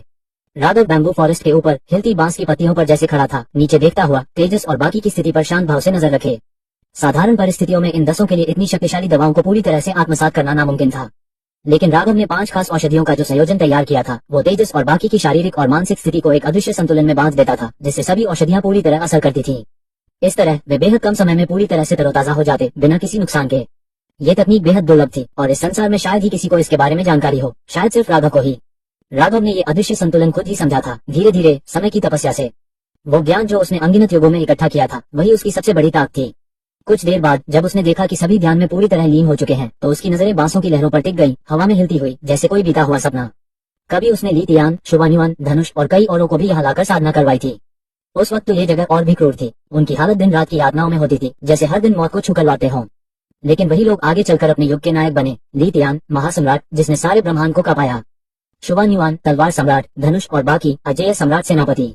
एक पल में वे बच्चे थे और दूसरे ही पल इतिहास बन चुके थे। और फिर सब खो गए, अतीत के धुंधले साए बनकर। राघव की आंखों में एक हल्की सी उदासी तैर गई। अमर युगों तक न जाने कितनों को उसने विदा कहा, बस वही एक था जो कभी नहीं बदला, जो अब भी जीवित था। वो पौराणिक युग से उठा था, दफन सम्राट के स्वामी का मोहरा बना, असंख्य लोगों को पार किया, सबसे दक्षिण से लेकर सबसे उत्तर तक गया। मॉन्स्टर बॉडी नाम की सबसे प्रबल काया की खोज में वो युगों के युग पार करता गया, लेकिन वो शरीर नहीं मिला। अंततः उसने दफन सम्राट के स्वामी की पकड़ से खुद को आजाद किया। 90,000 साल पहले उसने 2 सम्राटों के हाथों उस अजेय शरीर को सील किया और अपनी आत्मा को वापस अपने असली शरीर में लौटने दिया। लेकिन 2 सम्राटों ने उसे धोखा दे दिया। उसकी आत्मा 90,000 साल तक सोती रही। फिर भी उसकी आत्मा सही जगह वापस लौटी, हालांकि 5 साल देर से। मगर अब सब कुछ सही दिशा में बढ़ रहा था। कम से कम वो अपने ढेरों अधूरे सपनों को पूरा कर सकता है। इस बार वो खुद अपने हाथों 2 सम्राटों को खत्म करेगा और दफन सम्राट के स्वामी से आमने सामने लड़ेगा। और ये तो बस शुरुआत है। मॉन्स्टर जहाँ पे ओ की मात्रा बड़ा, ओ भूमि में 5 बड़े डोमेन है। अभी का ईस्ट डेसोलेशन डोमेन शायद अब तक किसी के अधीन नहीं। उसने दूर कहीं क्षितिज में देखते हुए सोचा। सेंट्रल अर्थ डिवाइन कॉन्टिनेंट पर स्वर्ग नियंत्रक प्राचीन सेक्ट का प्रभुत्व है। बाकी के हाल वेस्ट डेजर्ट लाइना land, southern ridge divine mountain और बेमिंग सी डोमेन अभी स्पष्ट नहीं है। थोड़ी देर वो विचार करता रहा, फिर मन से वो सब छोड़ दिया। अभी का काम ही सबसे बड़ा धर्म है। अनंत कालों की तपस्या ने राघव के भीतर अजेय मॉन्स्टर हृदय को जन्म दिया था। साधना, खुद को मजबूत बनाना ही असली रास्ता है। बांसों की लहरों के बीच बैठकर उसने साधना शुरू की। मॉन्स्टर बॉडी जो सृष्टि में सबसे शक्तिशाली थी, के साथ उसका साधना वेग भी अद्वितीय था। बस जैसे ही उसने ताइचो हुनमन आदिम मॉन्स्टर तकनीक को चलाया, वो सीधे दिव्य द्वार की 5वीं परत में प्रवेश कर गया। ये देख खुद राघव भी थोड़ी देर के लिए भौचक्का रह गया। ये काया तो हद से ज्यादा ताकतवर है। परसों रात सोकर उठा तो सीधे 4थी परत में पहुंच गया था, और अब तो सिर्फ ध्यान शुरू ही किया था कि 5वीं परत में चला गया। ये तो कुछ ज्यादा ही हो रहा है, जैसे कोई बॉटलनेक ही नहीं रहा। पहले जब मैं रीच प्रोफाउंड की चोटी पर पहुंचा था, तब बॉटलनेक का एहसास हुआ था। इसका मतलब छोटे स्तरों में इस शरीर के लिए कोई रुकावट नहीं, लेकिन बड़े स्तरों पर अब भी बाधा मौजूद है। उसने ये निष्कर्ष निकाला, मॉन्स्टर बॉडी का कोई दस्तावेज या ऐतिहासिक उल्लेख नहीं था। ये शरीर इतना रहस्यमय था कि खुद राघव भी इसके बारे में ज्यादा नहीं जानता था। बस इतना कि जब ये अपने चरम पर होगा तो अकेले ही सभी मॉन्स्टर को दबा सकता है। जैसे ही उसकी साधना गहराई, उसके हाथों में मॉन्स्टर पैटर्न्स अपने आप बनने लगे। ऊपर स्वर्ग द्वार पर दिव्य द्वार धीरे धीरे खुला और धुंधली अराजकता की ऊर्जा बहने लगी। एक विशाल डरावना साया हवा में तैरने लगा। नीचे एक छोटा सा पेड़ था जो हरे भरे दिव्य प्रकाश से चमक रहा था, जीवन से भरपूर। यही थे राघव के 2 दिव्य आत्मा रूप, अराजक भूत दांत के ऑस गोस्ट फैंग और वृक्ष देव ट्री गॉड। ये दोनों वर्ल्ड डिवाइन रियल्म के सबसे शक्तिशाली आत्मा रूपों में से थे। उनकी उपस्थिति ने राघव की साधना को और तीव्र बना दिया। लेकिन उसकी साधना की लहरें एम्परर इमोर्टल सेक्ट के सेक्टाधिपति अद्विका सूर्यवंशी तक पहुंच गई। उन्होंने दूर शुभान्युआन पीक की ओर देखा। उनकी आंखों में कौंधता हुआ तेज था। ये कंपन कितना खतरनाक है, उन्होंने खुद जाकर देखने का फैसला किया। बूम! उसी समय उनके सामने अचानक एक धुंधली आकृति प्रकट हुई। एक बूढ़ा व्यक्ति। पूर्वज अद्विका सूर्यवंशी चौंक गए। अद्विका जो साधक है वो राघव है, बूढ़े व्यक्ति ने शांत स्वर में कहा। राघव! अद्विका सूर्यवंशी दंग रह गए। बूढ़े ने सिर हिलाया। जब उसने पहली बार दिव्य द्वार खोला था, तभी उसके आत्मा रूप असाधारण थे। मैंने ही उस समय ये बात छिपाई थी और अब तक किसी को सेक्ट में इसकी भनक भी नहीं लगी। अद्विका सूर्यवंशी हल्के से मुस्कुराए। तो इसका मतलब आप चाहते थे कि मुझे इसका एहसास हो? बूढ़े व्यक्ति भी मुस्कुराए। एक तो आप उसके श्वशुर हैं और दूसरा इस सेक्ट के सेक्टाध्यक्ष। आपको ये जानना ही चाहिए था। ठीक है, अद्विका सूर्यवंशी ने एक लंबी सांस लेते हुए कहा। लेकिन अब उनके दिल में उत्साह की चिंगारी जल चुकी थी। ये दामाद वाकई छुपा हुआ अजगर निकला। 2 घंटे बाद राघव के मॉन्स्टर पैटर्न्स की संख्या बढ़कर 18 हो गई थी। उसके हिसाब से मॉन्स्टर पैटर्न्स की संख्या इस बात को दर्शाती थी कि मॉन्स्टर शरीर कितनी शक्ति को संभाल सकता है। हालांकि वो अभी दिव्य द्वार की 5वीं परत में था, लेकिन उसकी असली ताकत का अंदाजा लगाना मुश्किल था। अगर सम्राट आत्मा का उपयोग न किया जाए तो सिर्फ शुद्ध शक्ति की बात करें तो वो एक राजकुमार से भी सीधा लोहा ले सकता था। इस साधना ने उसकी शाश्वत सम्राट आत्मा को भी थोड़ा ठीक कर दिया था। आत्मा की वो शक्ति जो स्पिरिचुअल बोट एसोसिएशन वालों से निपटने में खर्च हुई थी, अब पूरी तरह वापस आ गई थी। अब इन लोगों की असली ट्रेनिंग शुरू करनी होगी। राघव ने अपनी आंखें खोली, जिनमें दिव्य प्रकाश चमक रहा था। जैसे ही उसने साधना पूरी की और आंखें खोली, दिव्य द्वार बंद हो गया और अराजक आत्मा तथा वृक्ष देवता भी अदृश्य हो गए। इसके तुरंत बाद राघव ने एक हाथ से मुहरें बनाई और बैम्बू फॉरेस्ट की संरचना दोबारा सक्रिय कर दी। हवा में अचानक चीखती हुई आवाजें गूंज उठी, जैसे किसी आत्मा का विलाप हो या देवताओं का रोना। तेजस, मैक्स और बाकी सभी जो अभी साधना में थे, अचानक चौंक कर उठ बैठे और सतर्क मुद्रा में बोले, तैयार हो जाओ, अगला राउंड शुरू हो गया है। सभी खड़े हो गए। चेहरों पर गंभीरता थी। ओ मूर्खों, दीवार की ओर मुंह करके खड़े हो जाओ, राघव ने आंखों में मुस्कान के साथ कहा। बड़े सीनियर भाई, सभी ने उसकी ओर देखा। मुझे मत देखो, बैम्बू फॉरेस्ट को देखो, राघव ने कहा। सभी ने तुरंत ध्यान केंद्रित किया और आसपास के बांसों पर नजर रखी। शश शश शश, जैसा कि अंदेशा था, बांस फिर से आक्रामक हो गए। इस बार शुरू से ही इतनी तेजी से हमला किया कि संभलने का मौका ही नहीं मिला। तेजस और बाकी सभी के चेहरे बदल गए। उन्हें साफ साफ महसूस हुआ कि यह हमला पिछले वाले से कहीं ज्यादा भयंकर है। भाइयों, डटे रहो, तेजस ने दांत भींचते हुए कहा। सिर्फ बांस ही तो है, डर किस बात का? मैक्स बड़बड़ाया, लेकिन उसकी तलवार पकड़े हथेली में पसीना आ चुका था। हल्ला बोलो, मैक्स गरजा और पहला वार किया। उसे देखकर बाकी लोग भी हमला करने में जुट गए। राघव ये दृश्य देख मुस्कुरा उठा। लगता है पिछली साधना ने इनका आत्मविश्वास थोड़ा ज्यादा बढ़ा दिया है। धड़ाम, जल्दी ही किसी के उड़कर गिरने की आवाज आई। वो सुनील, सिर्फ वही नहीं बल्कि तेजस, मैक्स और बाकी सभी एक एक करके उछाल दिए गए। चेहरे जर्द पड़ चुके थे। ये देख राघव ने हल्के से उंगली हिलाई। संरचना में थोड़ा बदलाव हुआ, जिससे हमले का पैटर्न भी बदल गया। इस बदलाव के बिना तो तलवार जैसी बांस की पत्तियां उन्हें टुकड़ों में काट देती, लेकिन इसके बावजूद सभी को गंभीर चोटें आई। मैं तुम्हें एक 4 शब्दों वाला मंत्र दूंगा, रक्षा को ही आक्रमण बनाओ, राघव ने धीरे से कहा। रक्षा को आक्रमण? तेजस ने ये दोहराया और तुरंत समझ गया। वह चिल्लाया, साथियों, पहले वाली 10 लोगों की फॉर्मेशन में आ जाओ।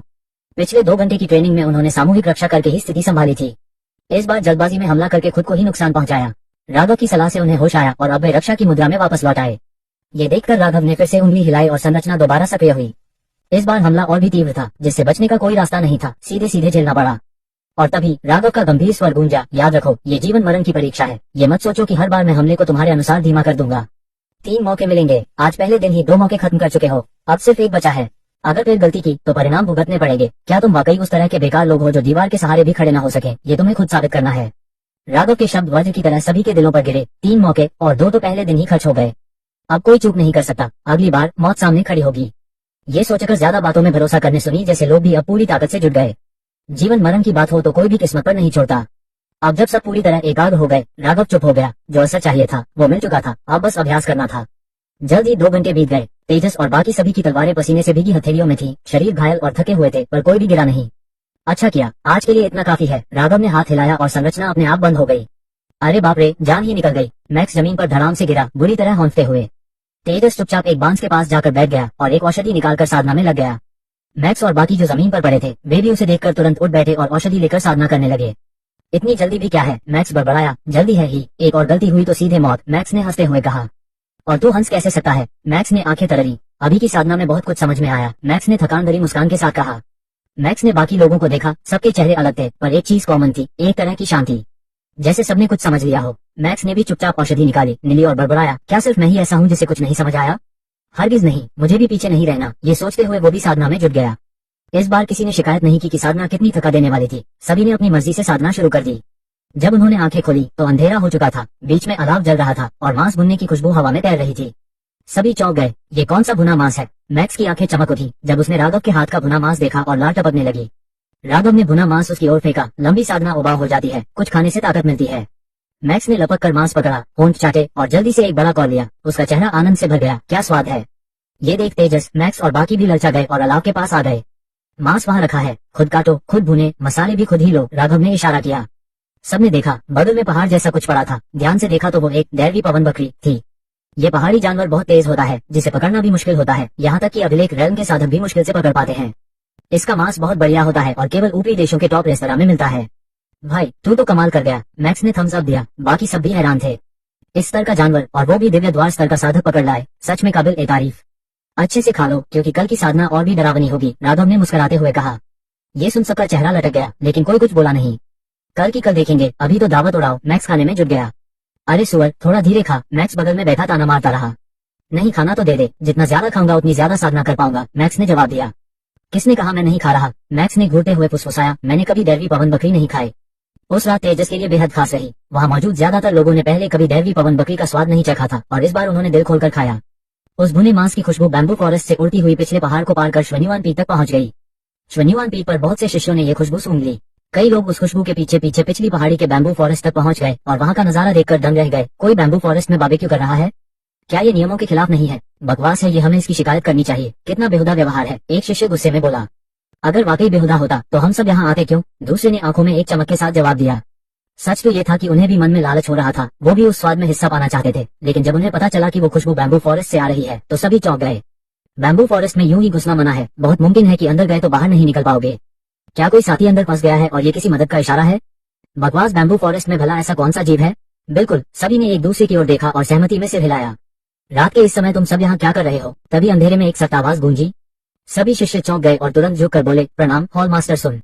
जो आया वो और कोई नहीं बल्कि हॉल मास्टर सुन था। सब अपने अपने स्थानों पर लौट जाओ, इस महीने कोई भी यहाँ पैर नहीं रखेगा, हॉल मास्टर सुन ने कठोर स्वर में कहा।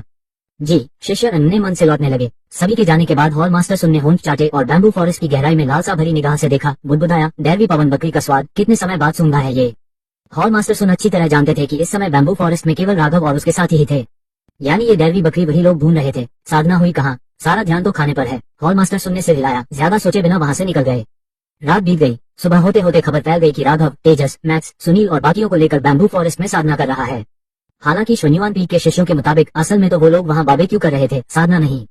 ये बात कार्तिक, हिमांशु, वंश वगैरह तक भी पहुंची। उन्होंने सुनकर हंसते हुए सिर हिलाया। राघव, ओ राघव, लगता है अब उसने खुद पर से ही उम्मीद छोड़ दी है। कार्तिक ने निराशा से सिर हिलाया और फिर अपने शिष्यों की ट्रेनिंग पर ध्यान देने लगा। बैम्बू फॉरेस्ट में अगला दिन शुरू हुआ। जीवन मरण साधना का सिलसिला जारी रहा। आज का शेड्यूल कुछ यूं था, 2 घंटे की साधना, फिर 2 घंटे आराम, फिर दोबारा 2 घंटे की साधना, फिर 2 घंटे आराम, कुल 3 चक्र यानी 6 घंटे की गहन साधना। कल रात राघव की चेतावनी को ध्यान में रखते हुए सभी ने पूरी ताकत झोंक दी। किसी से चूक हुई भी तो बाकी ने तुरंत भरपाई की और अंततः सभी ने साधना पूरी की। अब जाकर उन्हें समझ आया कि राघव ने क्यों कहा था कि एक शिष्य के लिए 1 बोतल औषधि काफी नहीं। उन्हें दिन में 3 बार औषधि लेनी पड़ रही थी, हर बार कम से कम 3 गोली, जबकि 1 बोतल में बस 10 गोली होती है। यानी 1 बोतल मुश्किल से 3 दिन ही चल पाएगी। कल तक में सारी बोतलें खत्म हो जाएंगी। उस रात फिर से राघव ने एक और पर्वतीय जानवर का शिकार किया और ग्रुप ने फिर से बारबेक्यू का मजा लिया। इस खुशबू ने शून्यवान पीक के शिष्यों की नींद उड़ा दी, लेकिन अब वे बैम्बू फॉरेस्ट में नहीं जा सकते थे क्योंकि वहां जाना मना था। रात गहराने के बाद ही जाकर उस मांस की खुशबू थमी। खाना खत्म होते ही सब गहरी नींद में चले गए। एक और दिन की साधना सफलतापूर्वक पूरी हुई। कल की तुलना में आज वे और भी स्थिर थे। अगले कई दिन इसी तरह बीते। इस दौरान बंटी ने बाकी औषधियां निकालकर सभी को तैयार करके दे दी और राघव ने उन्हें सब में बांटा। जैसे जैसे साधना आगे बढ़ी, राघव ने अभ्यास को और कठिन कर दिया, जिससे तेजस और बाकी बार बार करा उठते। हर बार जब वे कठिन अभ्यास के आदी हो ही पाते तो 2 दिन बाद और भी मुश्किल चक्र शुरू हो जाता, जैसे सारी ताकत निचोड़ ली जा रही हो। लेकिन औषधि और राघव के रोजाना के बारबेक्यू ने अगले दिन उन्हें फिर से बाघ जैसा बना दिया, ऊर्जा से भरपूर।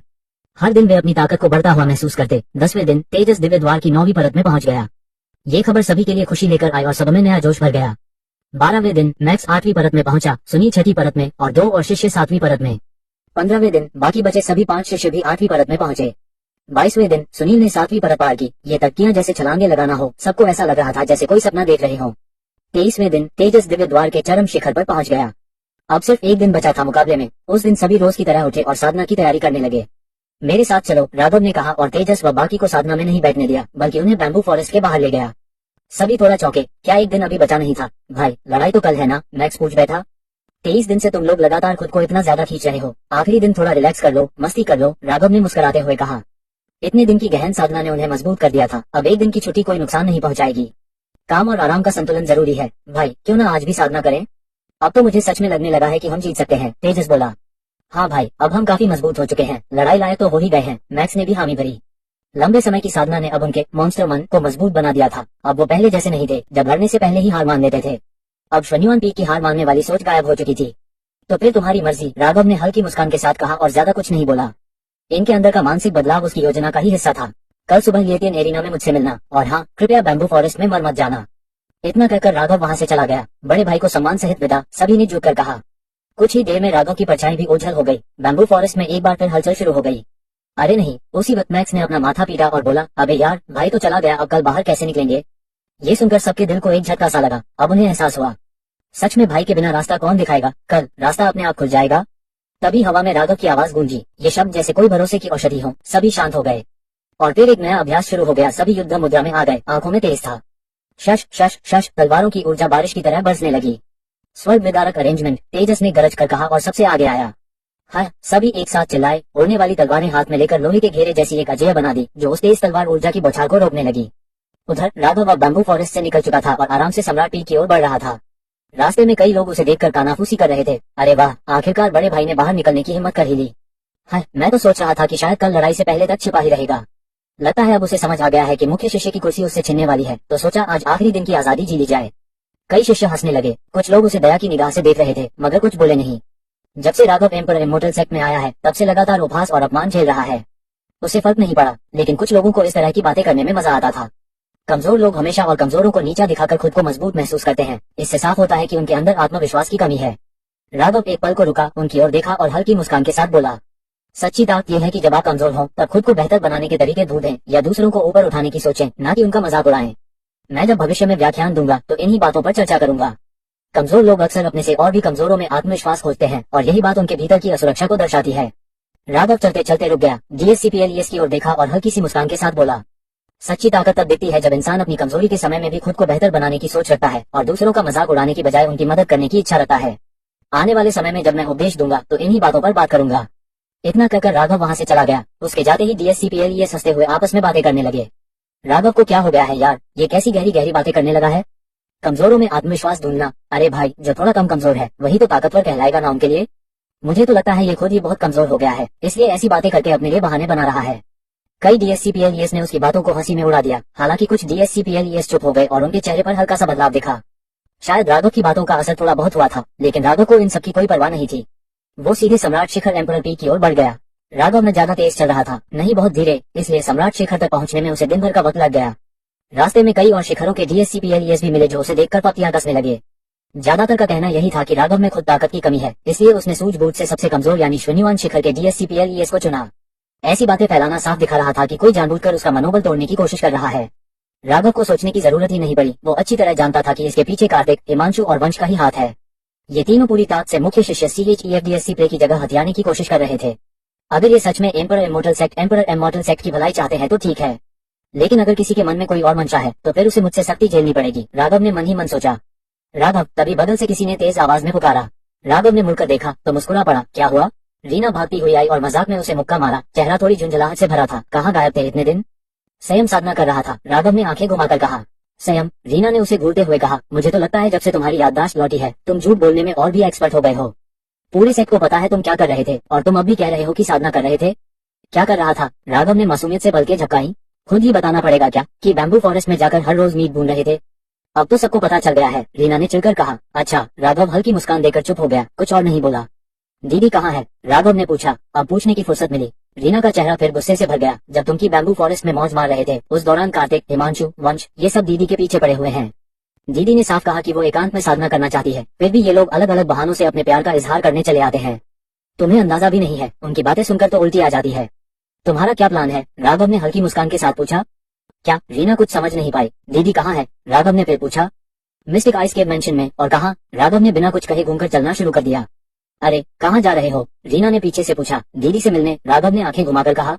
मैं भी साथ चलूंगी, रीना झट से उसके पीछे चल दी। दोनों साथ साथ मिस्टिक आइस केव मेंशन की ओर बढ़ चले। ये जगह कनिका का स्थायी निवास थी, वहीं वो ध्यान और एकांतवास करती थी।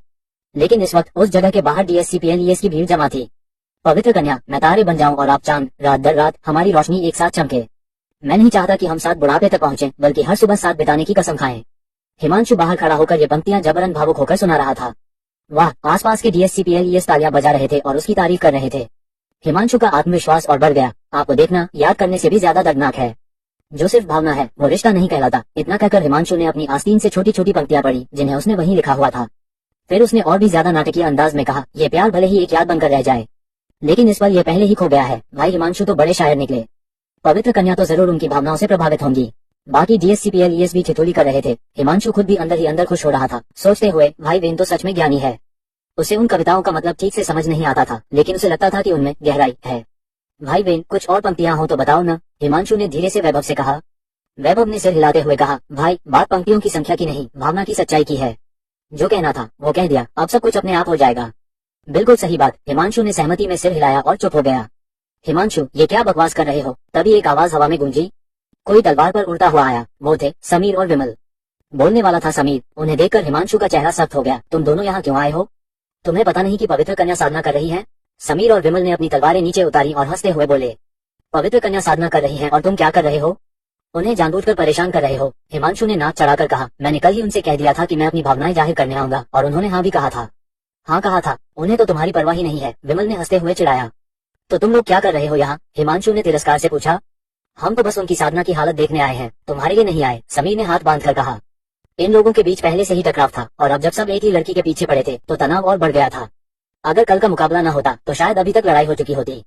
तभी एक ठंडी और भारी आवाज गूंजी, किसकी इजाजत से तुम लोग राजकुमारी के एकांत निवास में आ गए? फिर एक जबरदस्त आभा नीचे उतरी और 3 आकृतियां प्रकट हुई। बड़े बुजुर्ग शंकर आ गए। उनकी उपस्थिति से सभी DSCPLES के चेहरे उतर गए। बड़े बुजुर्ग शंकर को प्रणाम करते हैं, सभी ने झुककर सलाम किया। इस जगह से निकल जाओ। शंकर की आवाज बर्फ जैसी ठंडी थी।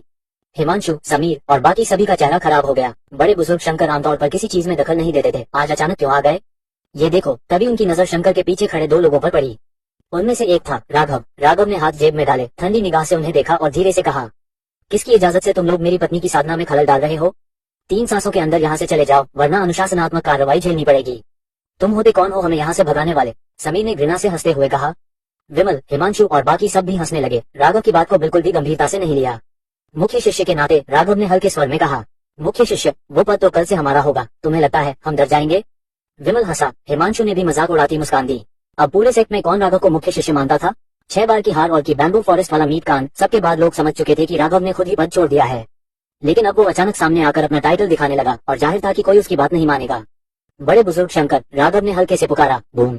अगले ही पल शंकर के शरीर से भयंकर आध्यात्मिक ऊर्जा निकल पड़ी, जैसे एक अदृश्य लहर चारों दिशाओं में फैल गई हो और सीधे हिमांशु, समीर व बाकियों को उड़ाकर बाहर फेंक दिया। सभी चौंक पड़े। जब तक कुछ समझ पाते, वो सब मिस्टिक आइस केव मेंशन से बाहर जा चुके थे। राघव, मैं तुझे नहीं छोड़ूंगा, कल तुझे इसका अंजाम भुगतना पड़ेगा। समीर की आवाज गूंजी। हिमांशु, समीर, विमल और बाकी लोग शंकर की एक ही आभा से मिस्टिक आइस केव मेंशन से बाहर फेंक दिए गए। शंकर की ताकत का सामना कोई भी नहीं कर पाया। कई शिष्य जमीन पर गिरकर तड़प उठे। हालत बहुत ही दयनीय थी। केवल हिमांशु और कुछ चुनिंदा लोग ही अपने आप को संभाल पाए, लेकिन उनके चेहरे भी बुरी तरह जर्द पड़ चुके थे। इससे साफ था कि वो भी अंदर से बुरी तरह हिल चुके थे। ये राघव, हिमांशु की आंखें सिकुड़ गईं। उसके भीतर से हत्या की इच्छा साफ झलक रही थी। किसी ने नहीं सोचा था कि राघव अचानक आ जाएगा, वो भी शंकर को साथ लेकर। और सबसे हैरानी की बात यह थी कि शंकर उसकी बात मानकर सीधे सबको बाहर फेंक देगा। साला, कल जैसे ही मैं मुख्य शिष्य बनूंगा, सबसे पहले इसका हिसाब चुकता करूंगा, समीर ने गुस्से में कहा। आज एक दिन और अकड़ ले, कल सब हिसाब बराबर हो जाएगा, विमल ने भी गहरी आवाज में कहा। चिंता मत करो, कल का मुख्य शिष्य तो मैं ही बनूंगा। हिमांशु ने ठंडी नजर से विमल और समीर को देखा। तू, बस तू। समीर और विमल दोनों हंस पड़े। पहले तो सोचते थे तू काफी होशियार है, लेकिन अब जो बकवास तू पढ़ और लिख रहा है, देखकर लग रहा है कि तू तो सीधा बेवकूफ बन गया है। कहते हुए दोनों हंसते हुए वहां से चले गए। भाई, हिमांशु के साथ खड़े शिष्य ये सुनकर गुस्से से भरे थे, लेकिन कुछ कहने की हिम्मत नहीं हुई। बस चुपचाप हिमांशु की ओर देखने लगे। हिमांशु ने हाथ उठाकर सबको शांत किया और हंसकर बोला, अभी हंसने दो, कल पता चल जाएगा असली ताकत किसमें है। और राघव, कल जब मैं मुख्य शिष्य बन जाऊंगा तो उसे भी छोड़ने वाला नहीं हूँ। उसकी आवाज में ठंडी नफरत साफ सुनाई दे रही थी। भाई चलो अब वापस चलते हैं, वैभव ने शांत स्वर में कहा। हाँ, अब ज्यादा समय बर्बाद नहीं करना, हिमांशु ने मुड़ते हुए कहा और सबके साथ वहां से चला गया। हालांकि आज की लड़ाई अभी पूरी नहीं हुई थी, लेकिन जब तक शंकर वहां मौजूद थे तब तक ये लोग कोई गलती नहीं कर सकते थे। उधर राघव पहले ही मिस्टिक आइस केव मेंशन में कनिका से मिल चुका था। शंकर ने राघव और रीना को वहां पहुंचाया और फिर मिस्टिक आइस केव मेंशन से चला गया। इस समय एम्परर इमोर्टल सेक्ट में पहले से ही ढेरों काम चल रहे थे। शंकर सिर्फ राघव के कहने पर ही वहां आ पाए थे। तुम धरातल तत्व की 7वीं परत तक पहुंच चुकी हो? राघव ने रीना के सामर्थ्य को महसूस करके पूछा। बस कल ही न किया है, कनिका ने धीमे स्वर में सिर हिलाया। धरातल तत्व की 7वीं परत का मतलब था राजकुमारों की ऊपरी श्रेणी में शामिल होना। 3वीं परत से नीचे वाले नव राजकुमार कहलाते हैं, 4थी से 6वीं तक वाले रहस्यमय राजकुमार और 7वीं से ऊपर वाले उच्च श्रेणी के राजकुमार। राघव ने जिन 5 राजकुमारों को हराया था वो इससे बाहर माने जाते हैं क्योंकि उनका रेल्म धरातल तत्व से भी ऊपर था, लेकिन वे 3 स्वर्गीय देश के अंदर राजकुमार ही कहलाते थे, इसलिए उन्हें वरिष्ठ राजकुमार कहा जाता था। लगता है तुम एक्सचेंज कॉन्फ्रेंस से पहले धरातल तत्व की उच्चतम सीमा तक पहुंच सकती हो, राघव मुस्कुराया। दोहरी दिव्य शरीर की गति पहले से ही चौंकाने वाली थी और ऊपर से कनिका एम्परर इमोर्टल कला भी साध रही थी, इसलिए उसकी प्रगति वाकई तेज थी। कल की लड़ाई को लेकर तुम्हारा क्या प्लान है? कनिका ने नजरों में चिंता लिए पूछा। और क्या प्लान होगा दीदी, आपको नहीं पता, राघव तो इन दिनों की बैम्बू फॉरेस्ट में छुपकर बारबेक्यू खा रहा था। रीना ने बीच में बोलते हुए शिकायत की। बारबेक्यू? कनिका हैरान रह गई। वो तो जब से राघव के साथ शनिवान शिखर से लौटी थी, लगातार मिस्टिक आइस केव मेंशन में साधना कर रही थी, उसे तो इस बारे में कुछ भी पता नहीं था। कोई बात नहीं, कल सब पता चल जाएगा, राघव ने हल्के से मुस्कुराकर कहा। क्या पता चलेगा? रीना ने आंखें घुमाई और नाराज होकर कहा, लेकिन तुम्हारी ताकत को देखते हुए अगर तुम मुख्य शिष्य ना भी बने तो भी उन लोगों का तुम कुछ नहीं बिगाड़ सकते। उसने राघव की ताकत अपनी आंखों से देखी थी। आध्यात्मिक नौक संघ का उपाध्यक्ष तक उसे झुककर सलाम कर चुका था। कार्तिक, हिमांशु और बाकी लोग चाहे जैसे भी प्रतिभाशाली हो, राघव से मुकाबला करना उनकी भूल थी। वैसे भी राघव की असली पहचान कुछ और ही थी। ये सुनकर कनिका की चिंता भी थोड़ी कम हो गई। वाकई रीना की बात सही थी, राघव की व्यक्तिगत ताकत इतनी थी कि उसे किसी से डरने की जरूरत नहीं थी। हालांकि कल की लड़ाई को लेकर फिर भी उन्हें भरोसा नहीं था। आखिर राघव ने जिन शिष्यों को चुना था उनकी ताकत बाकियों की तुलना में बहुत कम थी, यानी जीतना लगभग नामुमकिन था। आराम करो, कल की लड़ाई तो बस एक औपचारिकता है, एक्सचेंज कॉन्फ्रेंस असली मुकाबला होगा, कनिका ने नरम स्वर में कहा और धीरे से राघव का हाथ पकड़ लिया। उसकी आंखों में नमी थी और चेहरा कोमल था। अरे अरे दीदी, मैं यहीं खड़ी हूँ, रीना ने मुंह फुलाते हुए चिल्लाया। कनिका जो थोड़ी हिम्मत जुटाकर हाथ पकड़ पाई थी तुरंत झेप गई और हाथ खींच लिया। चेहरा लाल हो गया। राघव ने झल्लाकर आंखें घुमाई। तुझे पता है तू रास्ते में आ रही है, फिर भी जा क्यों नहीं रही? राघव, घटिया इंसान, मुझे पता था तुम्हें यहाँ लाना गलती थी। रीना ने गुस्से में पैर पटके और वहां से चली गई, लेकिन कुछ ही देर बाद फिर वापस आ गई। अब क्या हुआ? राघव ने हंसते हुए पूछा। ग्रैंडपा लू तो चले गए, अब मैं नीचे कैसे जाऊं? रीना ने मासूम सा चेहरा बनाकर कहा। मैं तुम्हें सम्राट शिखर तक छोड़ देती हूँ, कनिका ने शालीनता से कहा और रीना को लेकर चली गई। और मुझे यहीं अकेला छोड़ रही हो? राघव ने फिर से आंखें घुमाई। उसे छोड़कर वापस आ जाऊंगी, कनिका ने शर्मा कर कहा। ठीक है, राघव ने सिर हिलाया। बहुत अकड़ दिखा रहे हो, रीना ने तिरस्कार से देखा और शान से चली गई। राघव के चेहरे पर एक टेढ़ी मुस्कान फैल गई। उसने पूरी रात इंतजार किया लेकिन कनिका नहीं आई। उधर सम्राट शिखर पर रीना ने जिद पकड़ ली और कनिका को सोने नहीं दिया। दोनों बहनें साथ सो गईं। कनिका को अपनी बहन से बहुत लगाव था, वो जरा भी मना नहीं कर पाए। राघव के लिए ये सब काफी पीड़ादायक था। साला, सुबह उठते ही राघव ने गाली दी। इस साली को तो सबक सिखाना ही पड़ेगा, उसने बड़बड़ाया। पर फिर खुद को समझाया, कोई बात नहीं, बीवी अभी छोटी है, धीरे धीरे सब ठीक कर लूंगा। अब वक्त था स्वर्गीय पथ अकादमी हेवनली डाव अकेडमी जाने का। आज का दिन था। मुख्य शिष्य का द्वंद्व युद्ध मिस्टिक आइस केव मेंशन एक ऊंची पहाड़ी के बीचों बीच बसा हुआ था। चारों ओर खाई थी और बादल ही बादल थे, नीचे कुछ भी साफ दिखाई नहीं देता था। राघव चुपचाप खड़ा था और अचानक चुपचाप नीचे कूद गया। बूम, उसका शरीर हवा चीरता हुआ नीचे गिरने लगा। राघव! तभी पीछे से तेज आवाज आई, घबराहट से भरी हुई, हम। राघव ने मुड़कर देखा, एक तलवार, रोशनी और फिर महकदार झोंका आया। राघव रुक गया और ऊपर की तरफ उड़ने लगा। कनिका! राघव मुस्कुराया। राघव, तुम्हारा दिमाग खराब हो गया है क्या? मैं जानती हूँ कल नहीं आ सकी, लेकिन इसका मतलब ये नहीं कि तुम कुछ भी करोगे। कनिका की आंखों में चिंता और आत्मग्लानि थी। क्या? राघव चौंका। मैं तो बस स्वर्गीय पथ अकादमी जा रहा था। हाँ, कनिका हक्की बक्की रह गई। तुम आत्महत्या करने नहीं जा रहे थे? क्या बकवास, कौन मरने जा रहा है? राघव ने थककर आंखें घुमा ली। कनिका के चेहरे पर राहत छा गई। उसे इतने चिंतित देखकर राघव हंस पड़ा। प्यार में पड़ी औरतें वाकई बहुत भोली होती हैं। चलो, मैं तुम्हें वहां ले चलती हूँ। कनिका ने उड़ने वाली तलवार निकाली और राघव को साथ लेकर उड़ गई। कनिका के साथ सफर कहीं ज्यादा तेज था। पलक झपकते ही वे स्वर्गीय पथ अकादमी के ऊपर पहुंच गए। ओह, इतनी भीड़! राघव ने नीचे झांका। नीचे तो मानो चींटियों का झुंड था। लगता है 9 शिखरों के ज्यादातर शिष्य यहाँ आ चुके हैं। कनिका ने धीरे से कहा, चलो नीचे चलते हैं। राघव बोला, इतनी भीड़ सिर्फ ये देखने आई थी कि अगला मुख्य शिष्य कौन बनेगा। दुर्भाग्यवश उन्हें आज बहुत बड़ा झटका लगने वाला था। स्टोरी में आगे जाने के क्या होगा, ऐसे